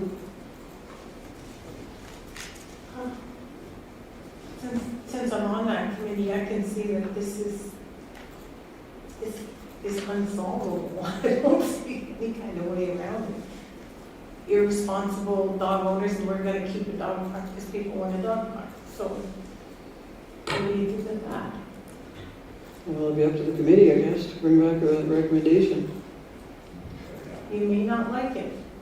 Okay, did somebody make a motion? Okay, I'll leave it at that. Okay, so we'll call the vote then. All in favor? That's carried. Community Grants Program. 8.3. Motion? Councilor Windsor? Thank you, Mayor Hunter. I'll move to refer the 2024 Community Grant Program surplus to the Financial Planning Committee for review and recommendation council. Comments? Start with Councilor Windsor. Do you have anything to say to that? Well, I mean, I'm not sure why we're dealing with anything in the planning committee, because council isn't following recommendations, so I don't know what we're gonna do with this. I have no idea, so, yeah. Well, it's the fully case purpose voted. of the committee, so, governance committee. Deputy Mayor? I think it's the, motion should have had the 2025 community grant applications. I think he stated 2024. So the motion said yes. The motion You're here ahead. is the 2025. Noted. Yes, Amanda? You're just ahead one item. So the previous item, we're on No, 8.4. 8.3. Okay, I, Jack Wilson, very good, Councilor Winter.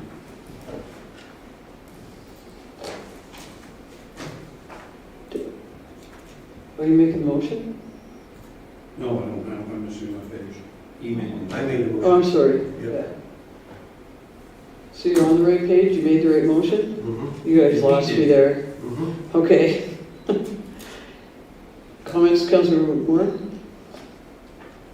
Just, I know that they're out fundraising for this. I am shocked that this $3,500 isn't going to something that funds the most vulnerable people in our entire community.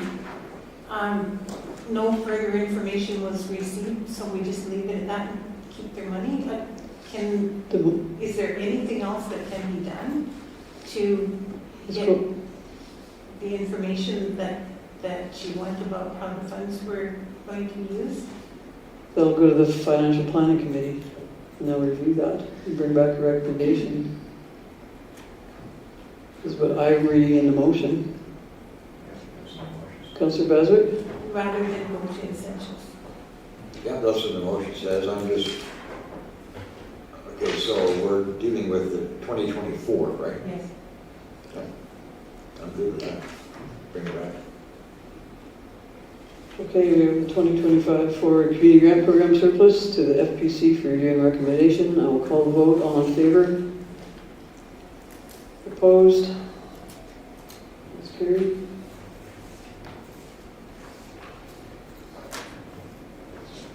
We have item 8.4, the 2025 Community Grant Program.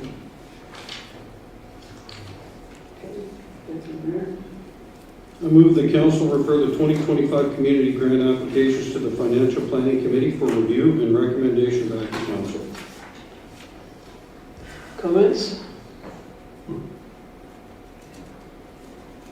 Deputy Council Manager, comments?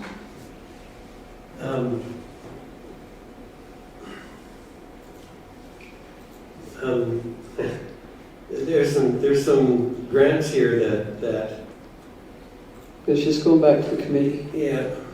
That they'll review and recommend. We are the committee again, right? Okay, so I'll reserve comment.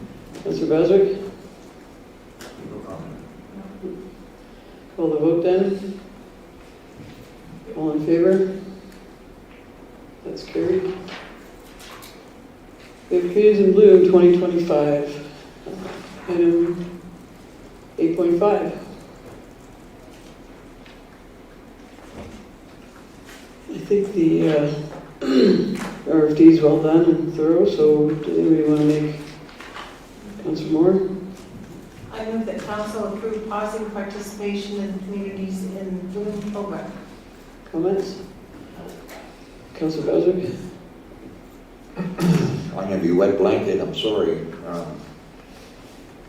What does Communities in Bloom actually do? The last thing I remember, I think there was one 12-inch flower pot by the entrance coming into town, and there might have been a couple of year plots around. I don't know what this does and how much beautification are we getting out of it? Are we getting a lot of flowers, or are we just getting a flower pot at the entrance and a flower pot downtown? That's my question. It doesn't seem to be as great as I thought it might be. Maybe that's limited because of the only $3,000 requested, but really, what's the bottom line of Community in Bloom? Well, I guess the motion is to pause participation, so do you have a question relative to that? I think in here it talks about, Yeah, in here it talks about everything they've done. It's just not. In this other grant thing, there's people could use that $3,000 for more social assistance than these minuscule representation given by this particular program. So I don't think the volunteer committee would appreciate those comments, but if you want to say them and not reword them, I guess that's fine. But we have a volunteer committee that does that with the budget that they have. I'm sorry, it's not up to you to chastise my remarks by telling me that someone wouldn't be happy. I don't think that's appropriate. Excuse me? Well, it is actually, No, and it if is you don't not. want to rephrase, then that's fine. I've just been supporting our volunteer committee that did a lot of work, so if you don't have to rephrase, I'm just asking if you would. So that's fine. Any other comments? Councillor Bozak? No. Deputy Mayor? I do support all the work, and I thank the volunteer committee for all they've done. I did have the opportunity to go on the tour last year, and beautiful yards, beautiful community, and I certainly support the recommendation from Community Services to pause it. Hopefully it could be revived again when there's interest, but they worked pretty hard last year to keep up with a lot of things that just 5 people can't do. So we have a motion to approve pausing Communities in Bloom. I'll call the vote. All in favor? Opposed? That's carried. Item 8.6, Discover Disbury 2025 proposal. Anyone like to make this motion?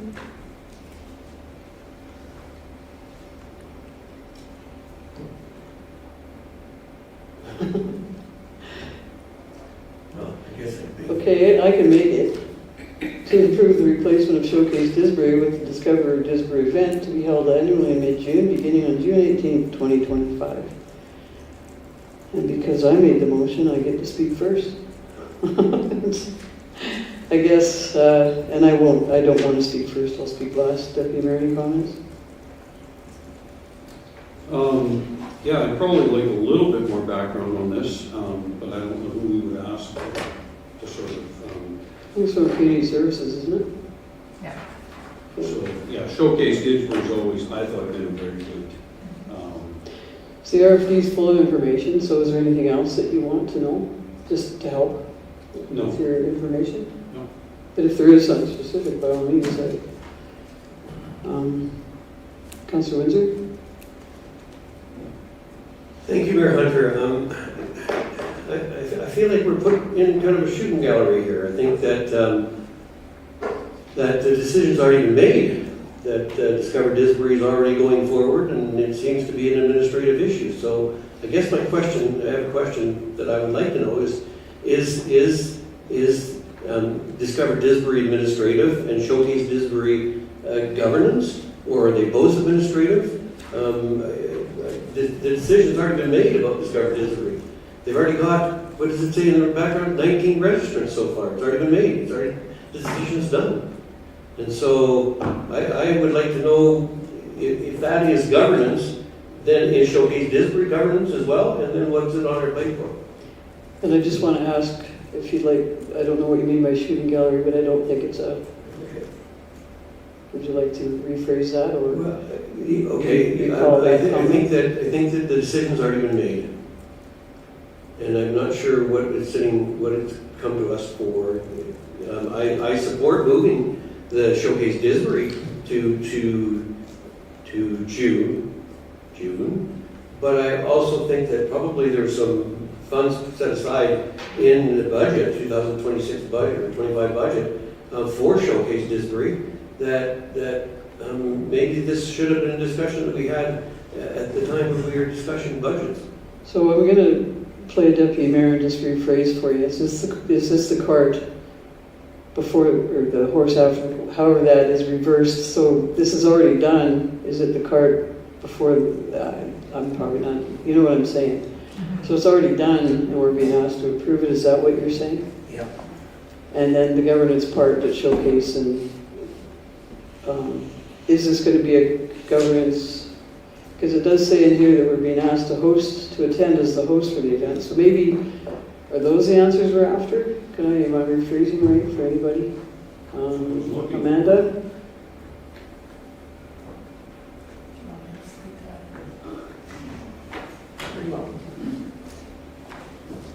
So, you're correct. So administration puts on the event. However, you may recall, council adopted a level of service document outlining a community event that takes place in September. So, I think, yes, we've gone ahead with changing it for various reasons, and which has a very good business case for it. However, we're looking for that to tidy that up a bit and say this is a level of service that council has stated, an event in September. Can we get council's approval for that? Retroactively. Retroactive. Just trying to, I understand all the comments, but, and those, thank you for those answers. A follow-up? Thank you, Mayor Hunter. So what we're looking at, what we should be looking at here is a revision to the service level document. Is that what you're looking for? Well, tonight, No, because it'd be extra work. right? no, that was not my intent. However, yes, that document does need to be looked at. And depending on things, that would be my recommendation for the new council, to do a thorough review of the level of service document. There's been a couple of other changes too Okay. over the time period. And I think maybe you made the motion, I wrote it down. Did I? Nobody made the motion yet. Yeah, we did. You did. I did. Our own initials down. So I think the motion really needs to say that to approve that just to approve the Discover Disbury event as the showcase event for 2025. And maybe that, and then it just goes after that to the next service level document council. Because I don't think we want to approve it for the replacement if they're going to deal with it in the next term as a service level. Do you have any comments? Well, I'm just wondering, we're going to approve something that was already done. So we're approving after the fact. That doesn't, and I don't have any input in this thing at all. So are we changing? All right. We have a Disbury Showcase, which we already have. And now you want to eliminate that, and instead of having it when we had it, you want to have it on June 18th. Is that correct? Is that what I'm reading? That's exactly what you're reading. Okay. So, and it's like, I don't know how you can get registrants for something that hasn't been approved. Help me out with this. Could I just suggest too that if you just had Discover Disbury and didn't replace with Showcase, it's none of our business, because it's an event that we would do programming wise. So, having said that, I think maybe the motion, as I think about it, to thank our Community Service Department for the creativity in creating this event, and that the Showcase Disbury event be brought back for discussion. And am I correct there? If I may quickly, knowing that it's an administrative thing, we don't have to approve it. Well, It's a done deal. but we explained that they're asking to replace it with Showcase that is a service level document thing that council has endorsed. And the council historically has hosted per se with a barbecue, and that kind of went away in the last term or whatever, but, so yeah, I think if I just change the motion and then ask that the Showcase Disbury event return for consideration in the service level document. And we don't have to say when, because this is the last one we'll deal with this council. I understand. I'm not objecting to this at all. I think it's fine. It's just the process that I'm confused about. If it's an administrative thing, let them do it. They do a good job. So you don't have to give you out of order approval because it's an administrative thing. Councilor Moore? I appreciate the change of the motion, and I would support that. However, there's a lot of other things that maybe haven't been addressed at all. And one of them is that the meal that happened was not ever part of Showcase Didsbury at the beginning. We did not have it the first few years. That was added by other councils, and it's not necessary. However, it would have been nice if the restaurant was open, because I was hungry and other people were, and we just gave them candy. The place where we had it, the curling rink, there were real issues with people with mobility, trying to get over that threshold and down that dark corridor. That's operational though. No, what I'm saying Administrative. is that We're not- Showcase Didsbury actually didn't recover from COVID. We used to send out to everybody that moved into the But community Councilor Moore, for the that's last off couple of topic. years. If So we I would like stay to on see, track, please. I would like to see Showcase Didsbury continue for sure. So I'm going to support the motion. Definitely, we have some things that we need to talk about. Think places like Bethany that wouldn't be coming to something in June. The other thing, Councilor Moore, I'm talking about Didsbury but you're off Discovery topic. Day now. I and am not It's off an topic. administrative. You haven't heard what I said. Well, I'm hearing that you're trying to decide how it should look. No, I'm That's saying, what I'm hearing. I'm asking a question too, if you would just let me finish. I would like to ask, are you also planning on doing Canada Day? Because it's like less than 2 weeks afterward. Is that through the chair? Yes. Amanda? Okay, so a couple of things. Canada Day, the town is not running. I believe it's the Historical Society doing Canada Day. Right? And I believe council is invited to participate in that. I'm getting head nods.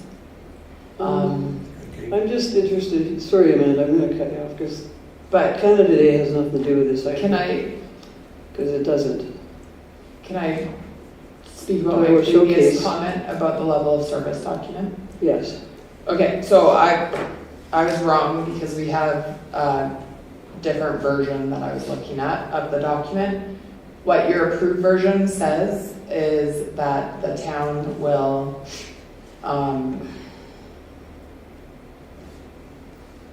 so for seasonal community events, annual townwide events for residents and visitors to participate in indoor and outdoor activities which may include Canada Day fireworks, Showcase Didsbury, and others. So it is actually a may statement in the Service level. it was updated prior to coming to you for approval. So my previous statement about service level was incorrect. So we don't need you to approve it as a Okay. service level. So you know what I'm gonna do? I'm gonna make this motion that we accept the Discover Disbury event as information. And I know, the right things will happen, and if council's invited or not, they'll happen as they should. So to, accept the Discover Disbury event as in the update on the Discover Disbury event as information. I'll call the vote. All in favor? That's carried.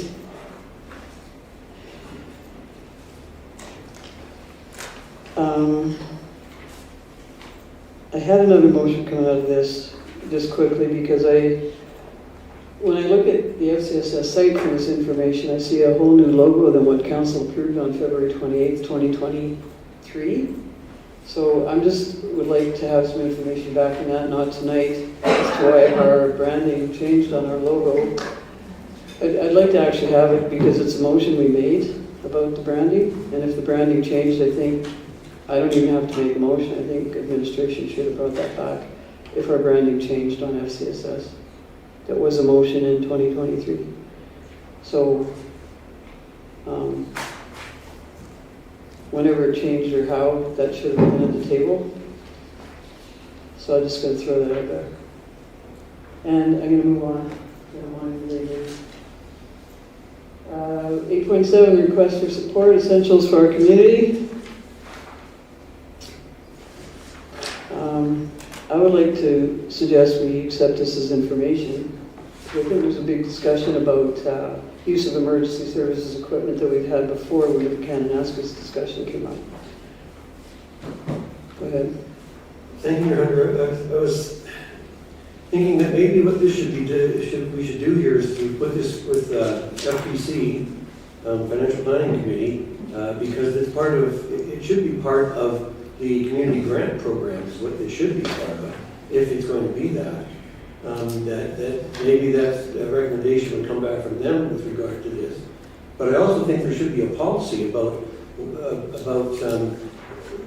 what our emergency vehicles can be used for and what they should be used for. I think there's a if you're taking emergency vehicles and using them for fundraising efforts of a community group, that seems inappropriate to me. And maybe, I don't think this is about the money. This is about the use of emergency equipment and vehicles and whatnot of the towns.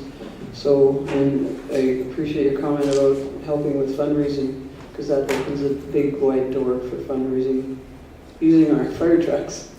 Amanda, Nicole has a comment.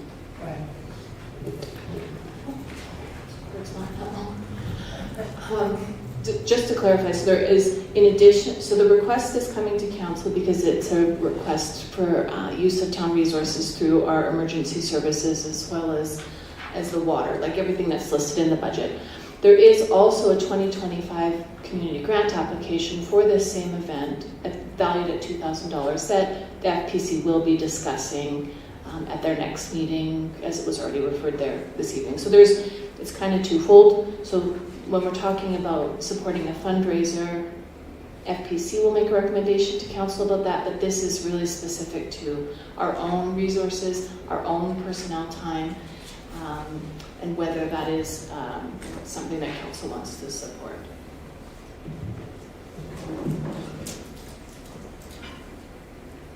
I think we need a policy on use of emergency vehicles before we get into a bigger rabbit hole than this. That when we used the fire truck for the town event, it was a town event and with town departments. And I have a question. I'm sorry. Do we pay our fire department members to be at this event? Did we pay them to be at the car show? Like when they do those kinds of things, are they paid? Yeah, they typically get their hourly rate. Because I think that all can be encompassed in a policy because I think it needs clarity when people are asking to use emergency services, vehicles and equipment and tie them up. So I guess I would like to see this accepted as information, that we bring back a policy on use of emergency services equipment. Because I don't support this for a couple of reasons, and one of them is because private fundraisers, like I said, that could be a whole bunch of groups now that want that to happen. But anyway, we need a motion whichever way. I suggested information and then a policy, but if there's something different. I hear private and I hear people wanting to use this. The essentials for a community, are they not considered somewhat connected to the town with FCSS or community services? No? Okay, thank you. So we have to make a motion, Mayor Hunter. I'll move that council accept the essentials for our community event request as information. Any comments, Deputy Mayor? Okay. Call the vote, all in favor? That's carried.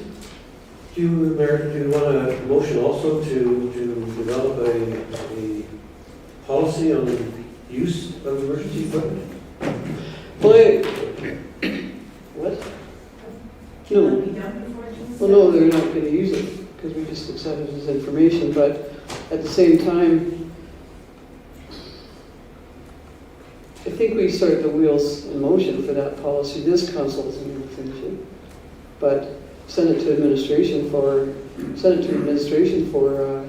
the creation of the initial policy. I think, because then we wouldn't be sitting here talking about these things as long as it was clear cut in the policy. Just my suggestion. It's not a case by case then, it's like covered. And they can happen and it can't. It depends on what the ask is. Thank you, Mayor. So do you want a motion to that effect? Well, I think so. I think because I just think that the administration should start working on one, like, to explore that. Maybe even just explore policies on use of emergency equipment, because then it would get them somewhere. Can I ask another stupid question? Because I really don't Not a stupid one, just ask a question, sure. It's an ignorant question because I don't know. So the fire department used to move people, which was a risky business, for money for their fire department. And I'm hearing now that they're paid for some of these things that they're doing for the town on an hourly rate because they are paid on call. But I'm wondering if they shouldn't have part of this decision, and can they do anything on their own if they want to without being paid? Like, I kind of like them to have input into what they can and can't do. I'm hoping it's not just us saying, well, you can never do this and you can't go out and do anything on your own. Anyway, I don't know. I'll ask with that, so Craig, can people go over and use our Bobcat and stuff like that? Of course. Well, what's the difference? Then, I would question. And town, this has been a long conversation. Department, what they choose to do, not somebody going and taking it. But that's what governance and councils and departments and policies and bylaws are about. That it isn't their equipment, it's the town's equipment. The town taxpayers own it. Yeah, go ahead, Councilor President.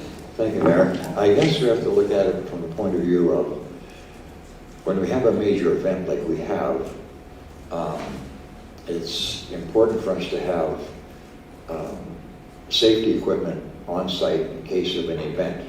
These people most of them are trained as EMS, first responders, plus the fact that there's a lot of gasoline and oil on the streets with these vehicles and things. So I think it was important for us to have an emergency vehicle there. And it did two things. It gave people comfort that that service was there, knowing their ability to handle that type of thing. And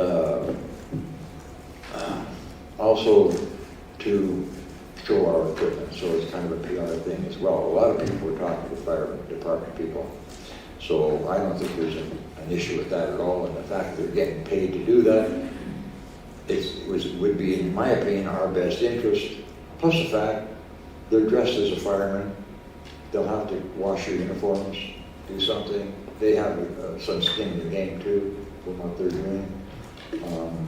Yeah, and I think they represent us very well from what I saw. Well, yeah, and that's fair. I'm not saying we're going to say no to everything. I'm just saying that there needs to be a policy to guide what we say yes and no to. And it's a town department under a town budget with town equipment. So that's why I'm talking, like those events might very well be part of that policy that yes. Anybody else? Do we want a motion? Do we just want to leave it as information and leave it for the next council to carry through and ask not to have any more of these requests for this council? I don't know. It's too hard. Mayor Hunter, it's always good to have a policy so that it takes out the emotions out of it and try to set it up so that the decision is made and it doesn't have to come to the council table for evaluation like this. So I'd be willing to make a motion that council direct administration to explore the development of a policy on the use of town emergency equipment. And I only pause there because I wonder if it shouldn't be just all equipment, but certainly emergency equipment, Emergency services. emergency services. And explore, I like that word. Deputy Mayor? So I agree.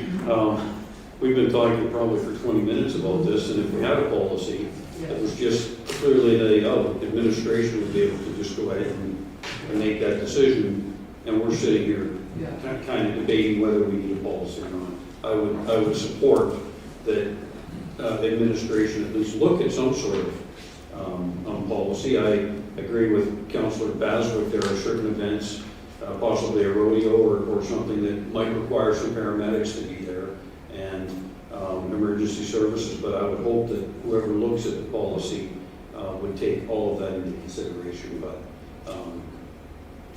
we're going in a circle here trying to make a decision, and we don't know I agree. Thank you. what to do. We have a motion. Did you want to read that back?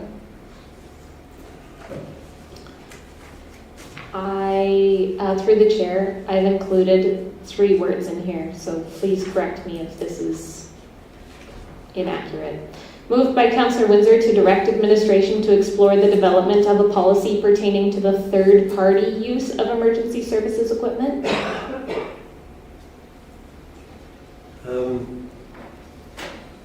That wouldn't be my motion because we're not having them use our equipment. We're providing the equipment on behalf of. Exactly. We wouldn't be letting them have our equipment, whether it's a Bobcat or a truck or whatever. So I think it's not third party at all. Okay. Just to use. So say that again then. Moved by Councillor Windsor to direct administration to explore the development of a policy pertaining to emergency services equipment. Use of it. All right. That's clear enough, I think. We've made more unclear motions than that. Going to call the vote. All in favor? That's carried. Okay, we have item 8.8, awarding of the real estate services contract. Deputy Mayor?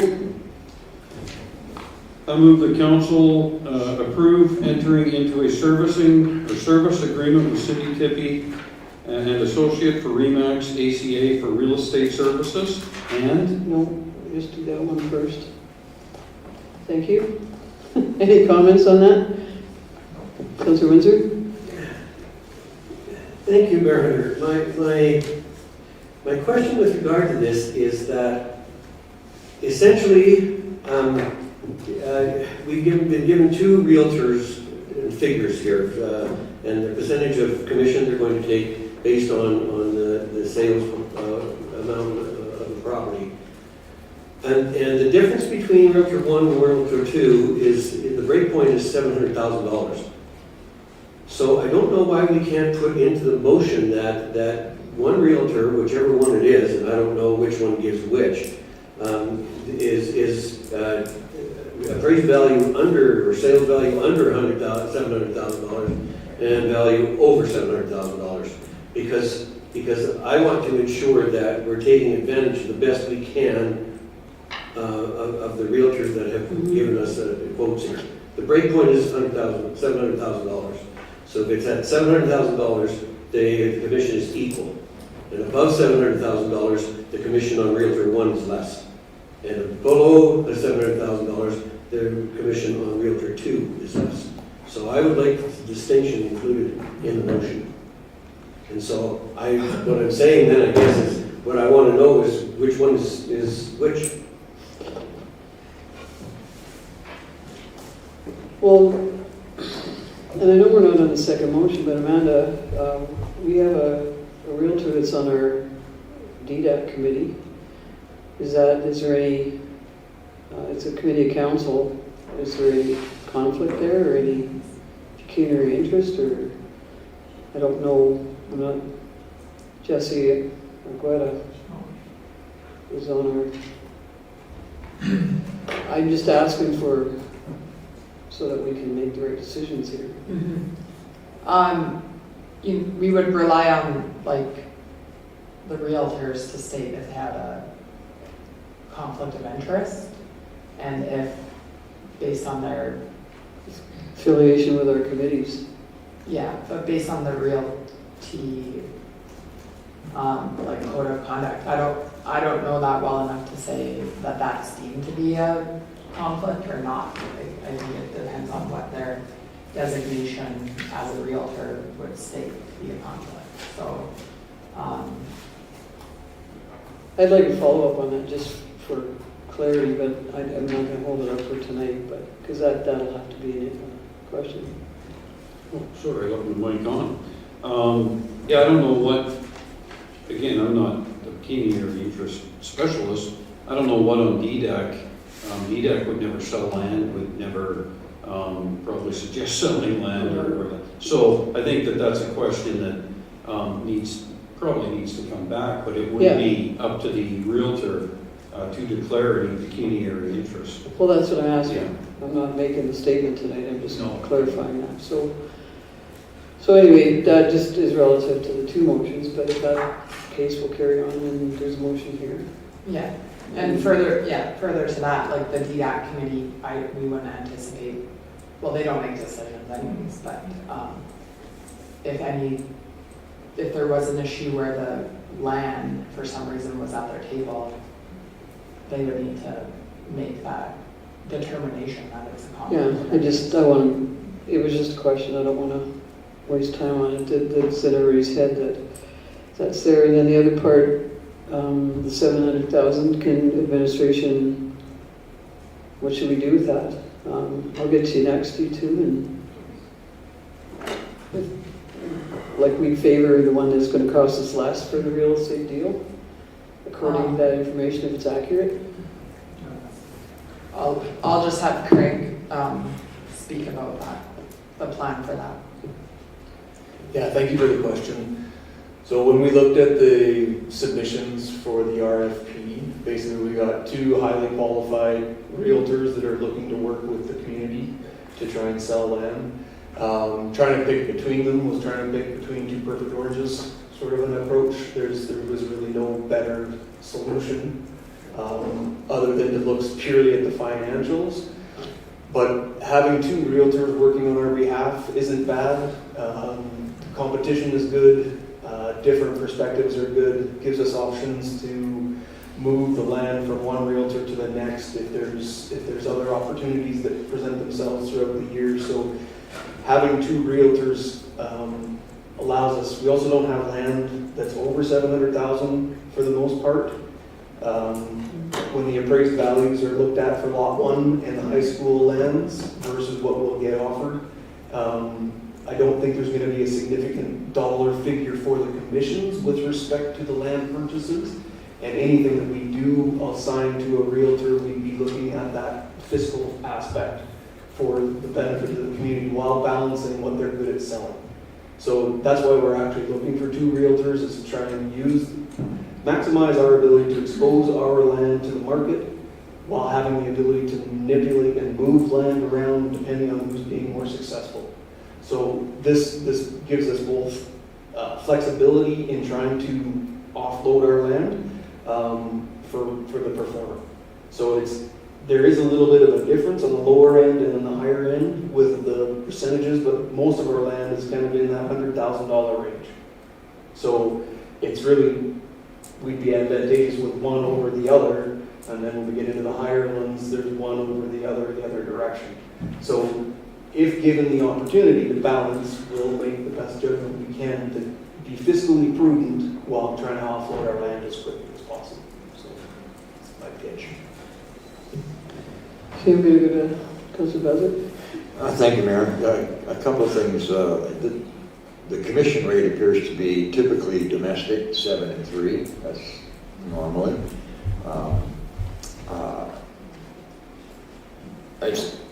Now, they're going to have to share the listing. How is that going to work? And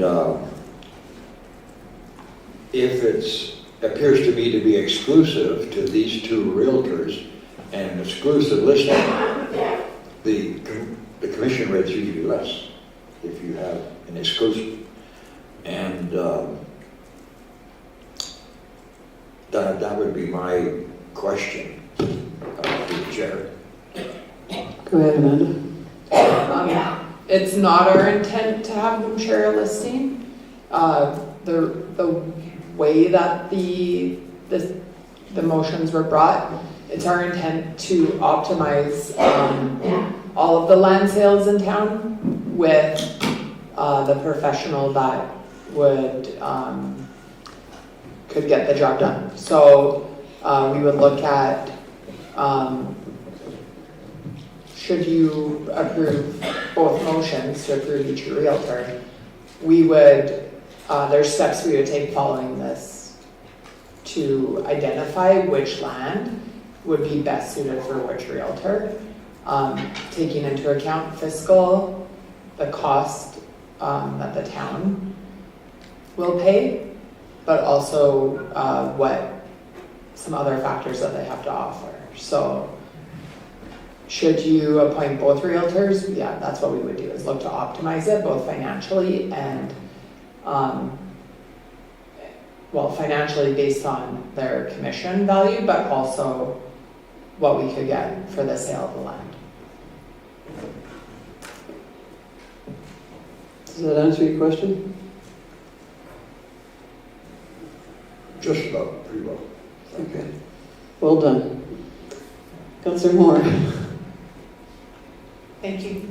I'm concerned because that whether they each thought that they would get all the listings, in which case their commission rates make more sense.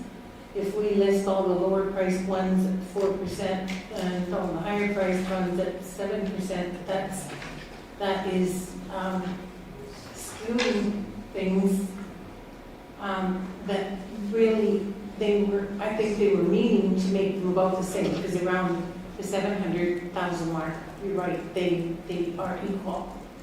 And then, of course, the 7% one gets lower and 4% gets higher after that.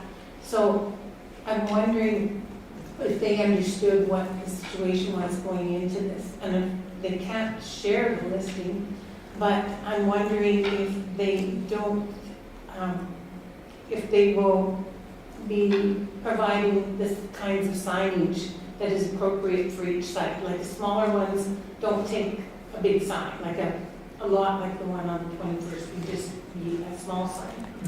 And I think she has an answer for that. Well, I don't know what that has to do with council and what size of I'm wondering signs. about the two getting it, whether they understood what they were getting into if we have two realtors.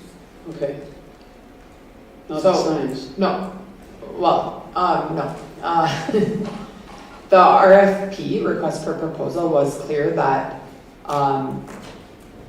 a realtor could be awarded one plot of land, all of them, or none of them, or a combination of parts and pieces of the land we had offered for sale. So, I believe, that was clear in that document. And this, there's, after the contract is awarded, that's when we still have the opportunity to speak to each of them and figure out the finer details of our agreement as well. Okay, thank you. All right. I think the motions are to accept these as our realtors. Do they follow the land, our policy? We're following our policy, and we're going to appoint perhaps 2 realtors here. And what happens after they're appointed is up to the administrative team. That's what I'm saying. So let's leave it at that. I don't want any in the weeds questions. I want if you support these or not. This person, This just be the quick. realtor This just quick. on the rate. And that is, one of these properties is $2.2 million. No, what's the next item? We haven't done that yet. Well, the realtor's gonna have to deal with that, and I'm not gonna pay No, you're 30% not. commission on $2 million. Well, no, The that's, higher you get, the lower the percentage should be. that's the next item, Councilor Bezer. Okay. So you can talk to that there. Okay, so we have a motion to approve entering into service agreement with Cindy Tippie. I'm going to call the vote. All in favor? That's carried. And to approve entering into a service agreement with Jesse Agueda, with Real Broker for real estate services. Any comments on appointing this realtor?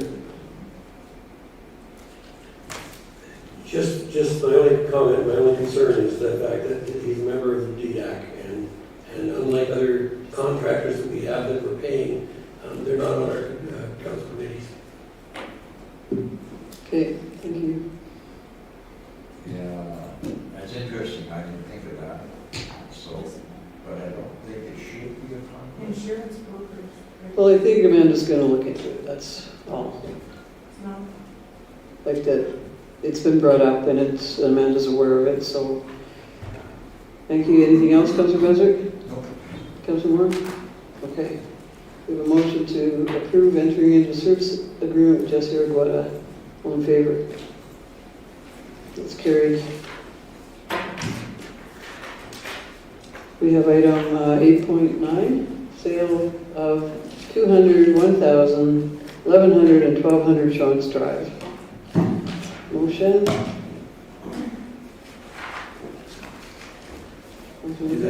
I'll move, the council utilize the appropriate town of Disbury realtors to list for sale the following municipal lands in accordance with the sale, acquisition, and expropriation of land policy. 200 Shawns Drive, 1,000 Notch Drive, 1,100 Shawns Drive, and 1,200 Shawns Drive. Would you like to speak to that? No. Because we're using the same realtors that we just talked about. Exactly, yeah. Go ahead. So my question would be, each one of those properties would sell individually, correct? Even though they're grouped together, one would sell for 400, one would be 380, whatever those prices are. So we're not going to get into the selling it for 3.2 million or whatever, 4.7%, because that would only be on the first 100,000. It would still be the lowest rate, okay. Forget my question, I answered it in my own head. Well, can I speak to that? There would be a potential if all those parcels are listed with the same rate for them to bring an offer for all of them. Yeah. So, yeah, but you answered, okay. No, I sort of did though. Councilor Moore? Well, I'm fine with it, thank you. Councilor Bezer? Question I have previously was, I get it, but $2.2 million for that particular parcel of land. 7% in the first 100,000, that's okay. But when you get up in those large numbers, my experience has told me that they're down around 1.5 maybe. When you're in, that's big dollars. So they're not going to pay 3 and 7%. or 3.5% on 2 million, it just wouldn't happen. So we have to be guarded on that one, that we don't throw the money away because of just being nice.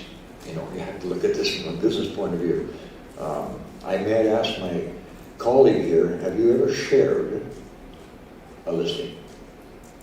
No, I didn't think so. Just within the home office, Yeah, I don't think it would happen, so, not between companies. yeah, so that would be my concern, that I don't wanna pay 3.5% on a $2 million property, that's basically it. Thank you. Can I just tell you in the law and yours as well? Because it's got nothing to do with It this. has to do with that. It's got to do with motion. And they deal with those things on point of law. Commissions by law Is are it- always negotiable. You have a question? So I'm wondering if these listings, with either realtor, I don't care which one it is, wouldn't work the same as residential in that, well, even though one holds the listing, can't the other one show the property as well? Sure. That's a selling, the other half. Okay, So I don't know that you're just directing it over here. I'm just asking, like, and that leads back to my $700,000 is that it doesn't really matter who we list the property with, because ultimately what we're looking at is the lowest commission that we have to pay, because then any realtor can show the land. And that's what administration's gonna do. I think, you know, I'm just what I believe here is we're gonna follow the policy. And administration looks after all the details after. Because if we wanna go deal with the realtors, then we're not allowed to anyway. Yeah. So, you know, unless Craig has someone to go I just along. wanted clarification, that's all. I didn't think that this Do you was want to- exclusive, it's. Okay, but thank you. And then what about, so you have an assessment, but it's not an appraisal. Correct. Am I correct? So doesn't our policy say, in accordance within the policy, appraisal or evaluation shall be undertaken? So it's right in here, that it shall be undertaken, so I don't agree that we use the assessment. You know, and you can answer that if I'm right or wrong. And Craig had his hand up, you go ahead. I mean, you're Well, the CIO, hopefully we you get to say the speak. same thing.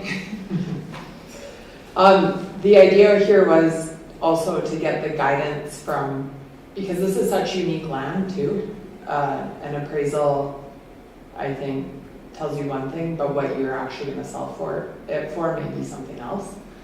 We're hoping to get the guidance of the realtor involved to whether they would recommend an appraisal or to save that, what might be 2,000 or 2,500. If that's not information that they require in listing the property.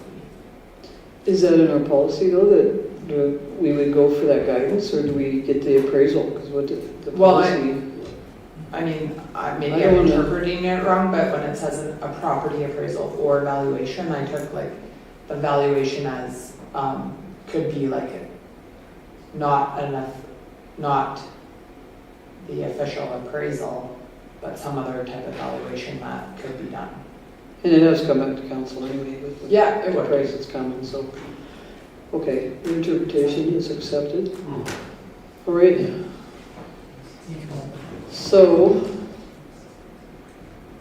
the only other comment I have is we only put this on our town website and Facebook page.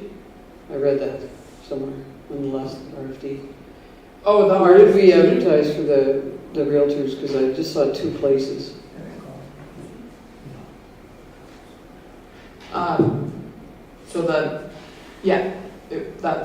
And it was in the paper.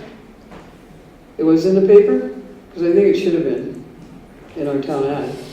I think, and I just don't want to start off on the wrong foot with our policies. That are we following our policy?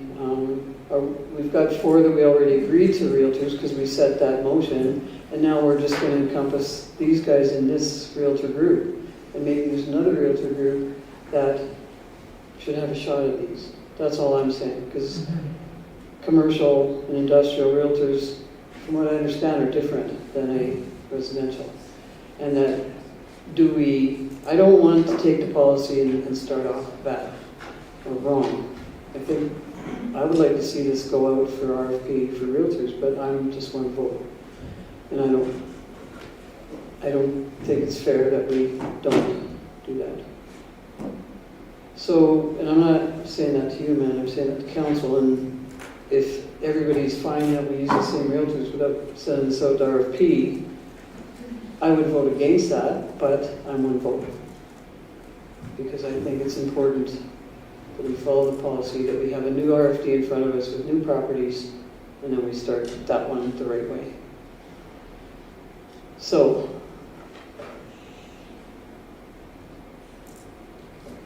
who made that motion? Councilor Windsor did. And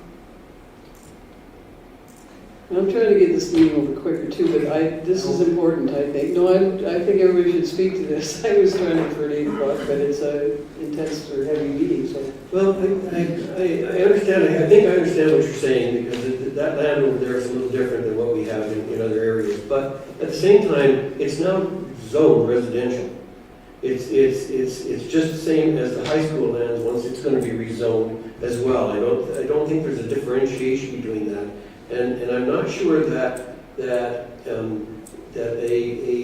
either one of these realtors wouldn't be able to market that in sufficiently to garner a good sale. And I think that other realtors, and even industrial or commercial realtors, then can look at that, because it'll be listed in such a way that it's not just going to be exclusively them looking at it like it was with Bill McLean. It'll be everybody looking at it. And so I'm not as concerned about that. I think that I'm okay with that. Yeah, and I think every time land comes up, we have to follow our policy. So that's what I'm saying, that's what I'll vote. You had your hand up? Somebody else?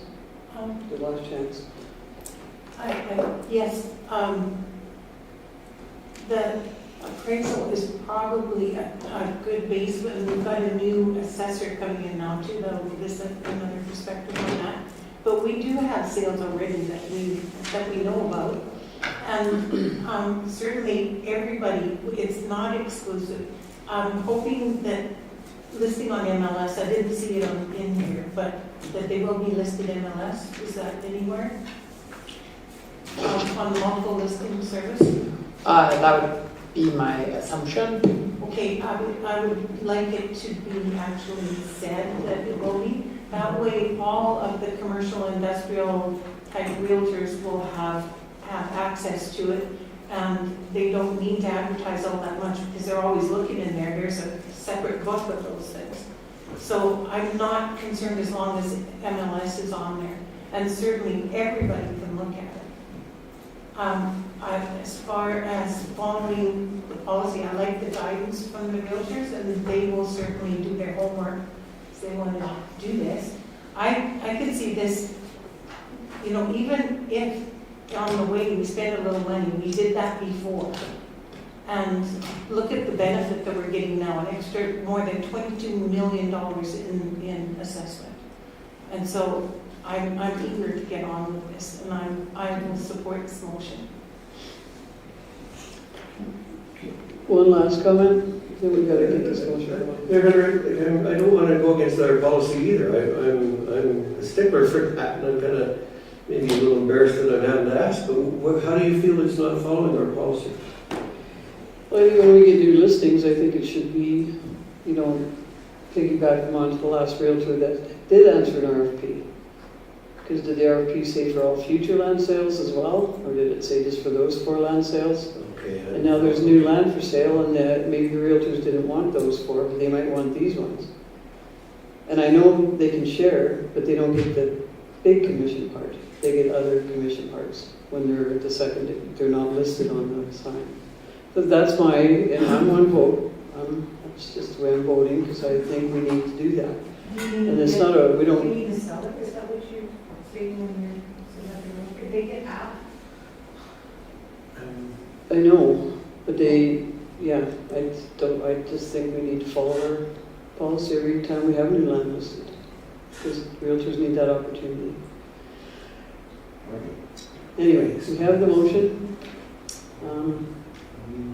Who made it? Councilor Windsor made the motion, and I will call the vote. All in favor? Opposed?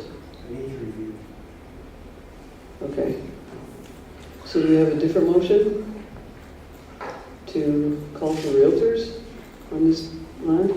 What would you like? Yeah, if I understand, because I believe we worked on that policy, yeah, whenever we put a piece of land up for sale, whatever it is, we were going to ask for a realtor to come in with an appraisal or a evaluation and then list it.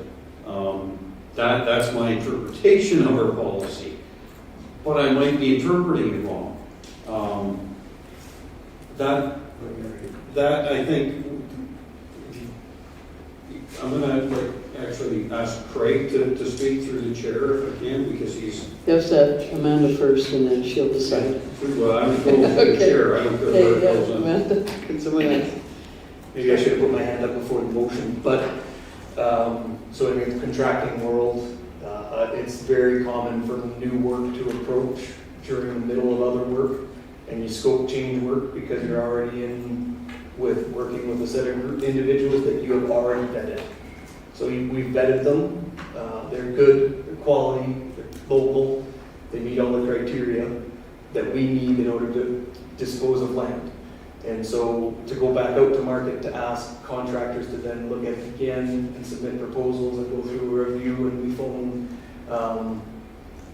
references and we do all the legwork, and then we create an RFP and we come back and we say the same two realtors are the same two realtors.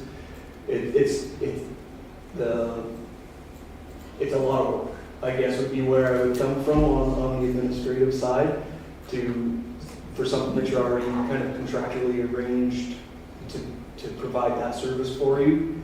So it feels kind of awkward to go back to market to look for the same thing that we just looked for because there's a new piece of sidewalk to be done. You know what I mean? Like, not to put it into such basic terms, because these are larger pieces of land, but we're just asking for some work to be done. So Go ahead. I'm confused. Yeah, I get what you're saying, and I also think the intent of the policy was that we didn't decide the price. So if we get a piece of land and we give it to a realtor, they're going to come back to us with what it should be marketed at anyway. Even if these realtors are chosen, they still have to follow the policy and, well, this is what it's worth, this is what we'll list it for, and then we approve that. So I don't think we're outside of the policy. Well, You think we are? I'd like to, I'll speak to that too, because this isn't like a change order thing. We got to this land policy for a reason. And we break it, if we want it to be an annual appointment of realtors, then we should say that. We should go to market and change our policy to say that in 1 year we'll appoint 2 realtors or whatever. That would cover, but I don't like going outside of policy just when we created the policy because of a thing that happened to us that we really got a bad rap on. And I disagree that it's the same as a change work order on a sidewalk. Because this is something that can be in an RFP, and that new realtors see it, and then they bid on it. So it was defeated, and at this point, then we would either make a motion to go to RFP for these pieces of land as per our policy, and I don't see any other option at this point. Amanda? I just have a motion drafted if that matches the previous one, if you're interested in using it. Thank you. Where did he go? He had to step out. Did you note that? Okay. Just to publish a request for proposal for the retention of a real estate agent to list the following properties for sale: 200 Chaunce Drive, 1000 Chaunce Drive, 1100 Chaunce Drive, and 1200 Chaunce Drive. Okay. And then we'll take comments on that, and I'm going to wait for Councillor Engel, Deputy Mayor, whatever his name is. And then just further back to in the interest of, are you still okay with our approach on the valuation of the land? Yeah, it was fun with your explanation there, yeah, I just, thank you clarified that, so thank you. So we just, our option is to make that motion on an RFP, because that was just defeated by this one. So I'm happy to make that motion there. So Amanda can read it again? Yes. So Deputy Mayor can read it. Did you record it, Jocelyn? She wrote it. So I'm happy to make the motion that Jocelyn's about to read. Okay, Through the chair, moved by Councillor Windsor to publish a request for proposal, RFP, for the retention of a real estate agent to list the following properties for sale: 200 Chance Drive, 1000 Chance Drive, 1100 Chance Drive, and 1200 Chance Drive. any other comments or questions? So you're not naming the realtors, No, we're putting it out to RFP, okay? Yeah, because that's what our policy says. yeah. People know that there's only three people, or, yeah, three people that can sell a property. A lawyer, the owner of the property, or a realtor. That's it. So we have to have a realtor. It's that simple. Okay. Why we rejected those two, I have no idea. But Anything else? Just wondering, on page,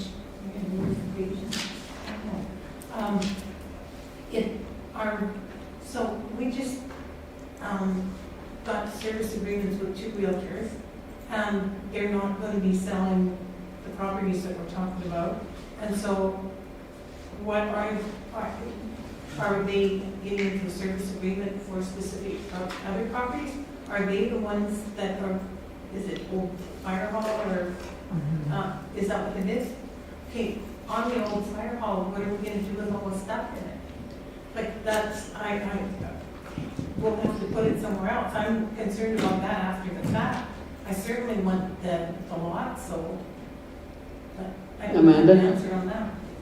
I would recommend that we hold that discussion, because this item is specifically about the remaining Yes. lots and shots. It is. Okay. And so, and the way this is just requiring administration to issue a new RFP. There will be nothing prohibiting these 2 realtors from bidding on those. Those two. Yeah, Right. so Okay, no, it's I just gonna agree with list that. Yeah. Yeah. the 4 other properties and for a period of time. Yes. Okay. Okay. Thank you, so I will call the vote. All in favor? That's carried. Budget for external compensation review, item 8.10. Motion. Councillor Moore. I move that council amend the 2025 operating budget with the inclusion of $20,000 for an external compensation review to be funded from the strategic initiatives and contingency reserve. Great. Any comments? Councillor Moore? Councillor Baswick? okay, my comment is, why do we need this? And the reason is we've already agreed to stay within the 60 percentile of salary grid and everything. So why do we need an assessment? We already know where we're going with this, and we can save that $20,000. I can't support it at the moment. We have a motion. Do we not, Amanda? Yeah. You can answer that. Yes, so council previously gave direction to go for a compensation review, and so this is something that's gonna, yes, we have direction to be at the 60th percentile, but this consultant would be able to tell us what that looks like in actual numbers for each position based on today's market for our positions. It's also going to give us a clear outline of how to achieve pay increases, merit increases, how to adjust the grid for something like a COLA, and just clear guidance going forward. So it's a valuable step in ensuring our staff are paid appropriately. And also, they also give us some really good tools to be able to update the chart on our own. So we don't have to do this every couple of years. We wouldn't have to go out to market. We'd be able to update it internally in the future. Questions? Thanks, Amanda. Not a question, Mayor Hunt, but a comment, and that is I'm in favor of this, and part of the reason I'm in favor of this is because we had this brought to us 3 years ago, and the price was considerably more at that time, so I'm very much in favor of going ahead with this at this price. Deputy Mayor? Yeah, I think that's one of the commitments that we made was to make sure that our staff was at that 60 percentile, and I agree the price is substantially less, and I would be in favor of this. Okay, so we have a motion made by Councillor Moore to amend the operating budget to include that $20,000 from the strategic initiatives and contingency reserve. Call a vote, all in favor? Opposed? That's carried. Now, would anybody mind if we deferred the council reports to the next meeting? And the council highlights, we'll defer them to our very skilled sorry, that's not a good word, personnel to create those. Yeah, so I'll need a motion just to defer the council reports to the May 27th meeting. Did I you move the council defer council reports and highlights to the May 27th meeting, just the reports? and just the reports. Call the vote, all in favor? That's carried. We have correspondence and information from Mountain View Emergency Shelter. Motion, Councillor Moore. I move that we accept the correspondence as information. Any comments or questions on this? Call the vote, all in favor? That is carried. Our two favorite people aren't here tonight, so What, Amanda and Craig? I would like someone to follow up with, well, they're here, but if somebody follow up with them in the missing gallery. And other than that, I'll have a meeting and a motion to go close at 8:52. Councillor Windsor, all in favor? And you get the 2-minute break as usual.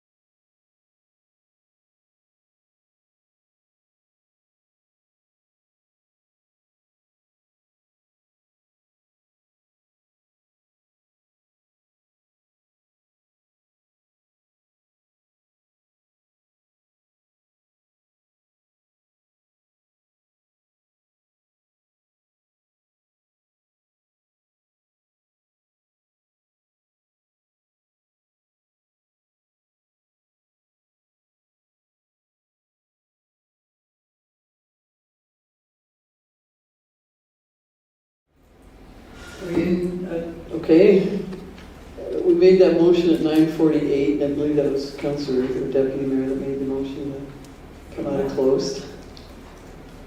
I'm thinking that. I was in favor of it. We were all in favor of it. Okay, good. So the first item is draft Suncor lease area agreement. Sorry, draft Suncor license area agreement, and Councillor Moore has that motion, those motions. Yes, move that council approve the Suncor license area agreement and the mayor to sign it. Will vote all in favor?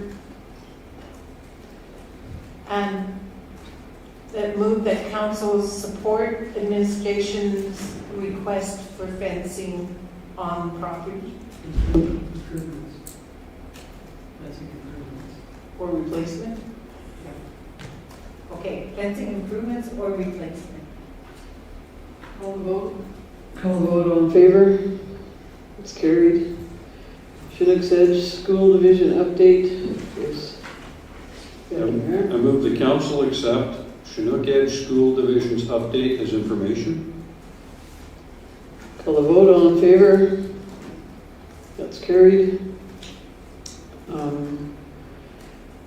The chiller unit, Councillor Baswick. Thank you, Mayor. I move that the chiller unit report be received as information. Call the vote, all in favor? That's carried. And Disraeli School Care Association, Councillor Windsor. Thank you, Mayor. I will move that council amend the level of service for the Disbury Out of School Care Association or department as discussed. Call the vote, all in favor? That is carried. And motion to adjourn at 9:51 p.m. Councillor Baswick, all in favor? That's carried. Thank you, everyone.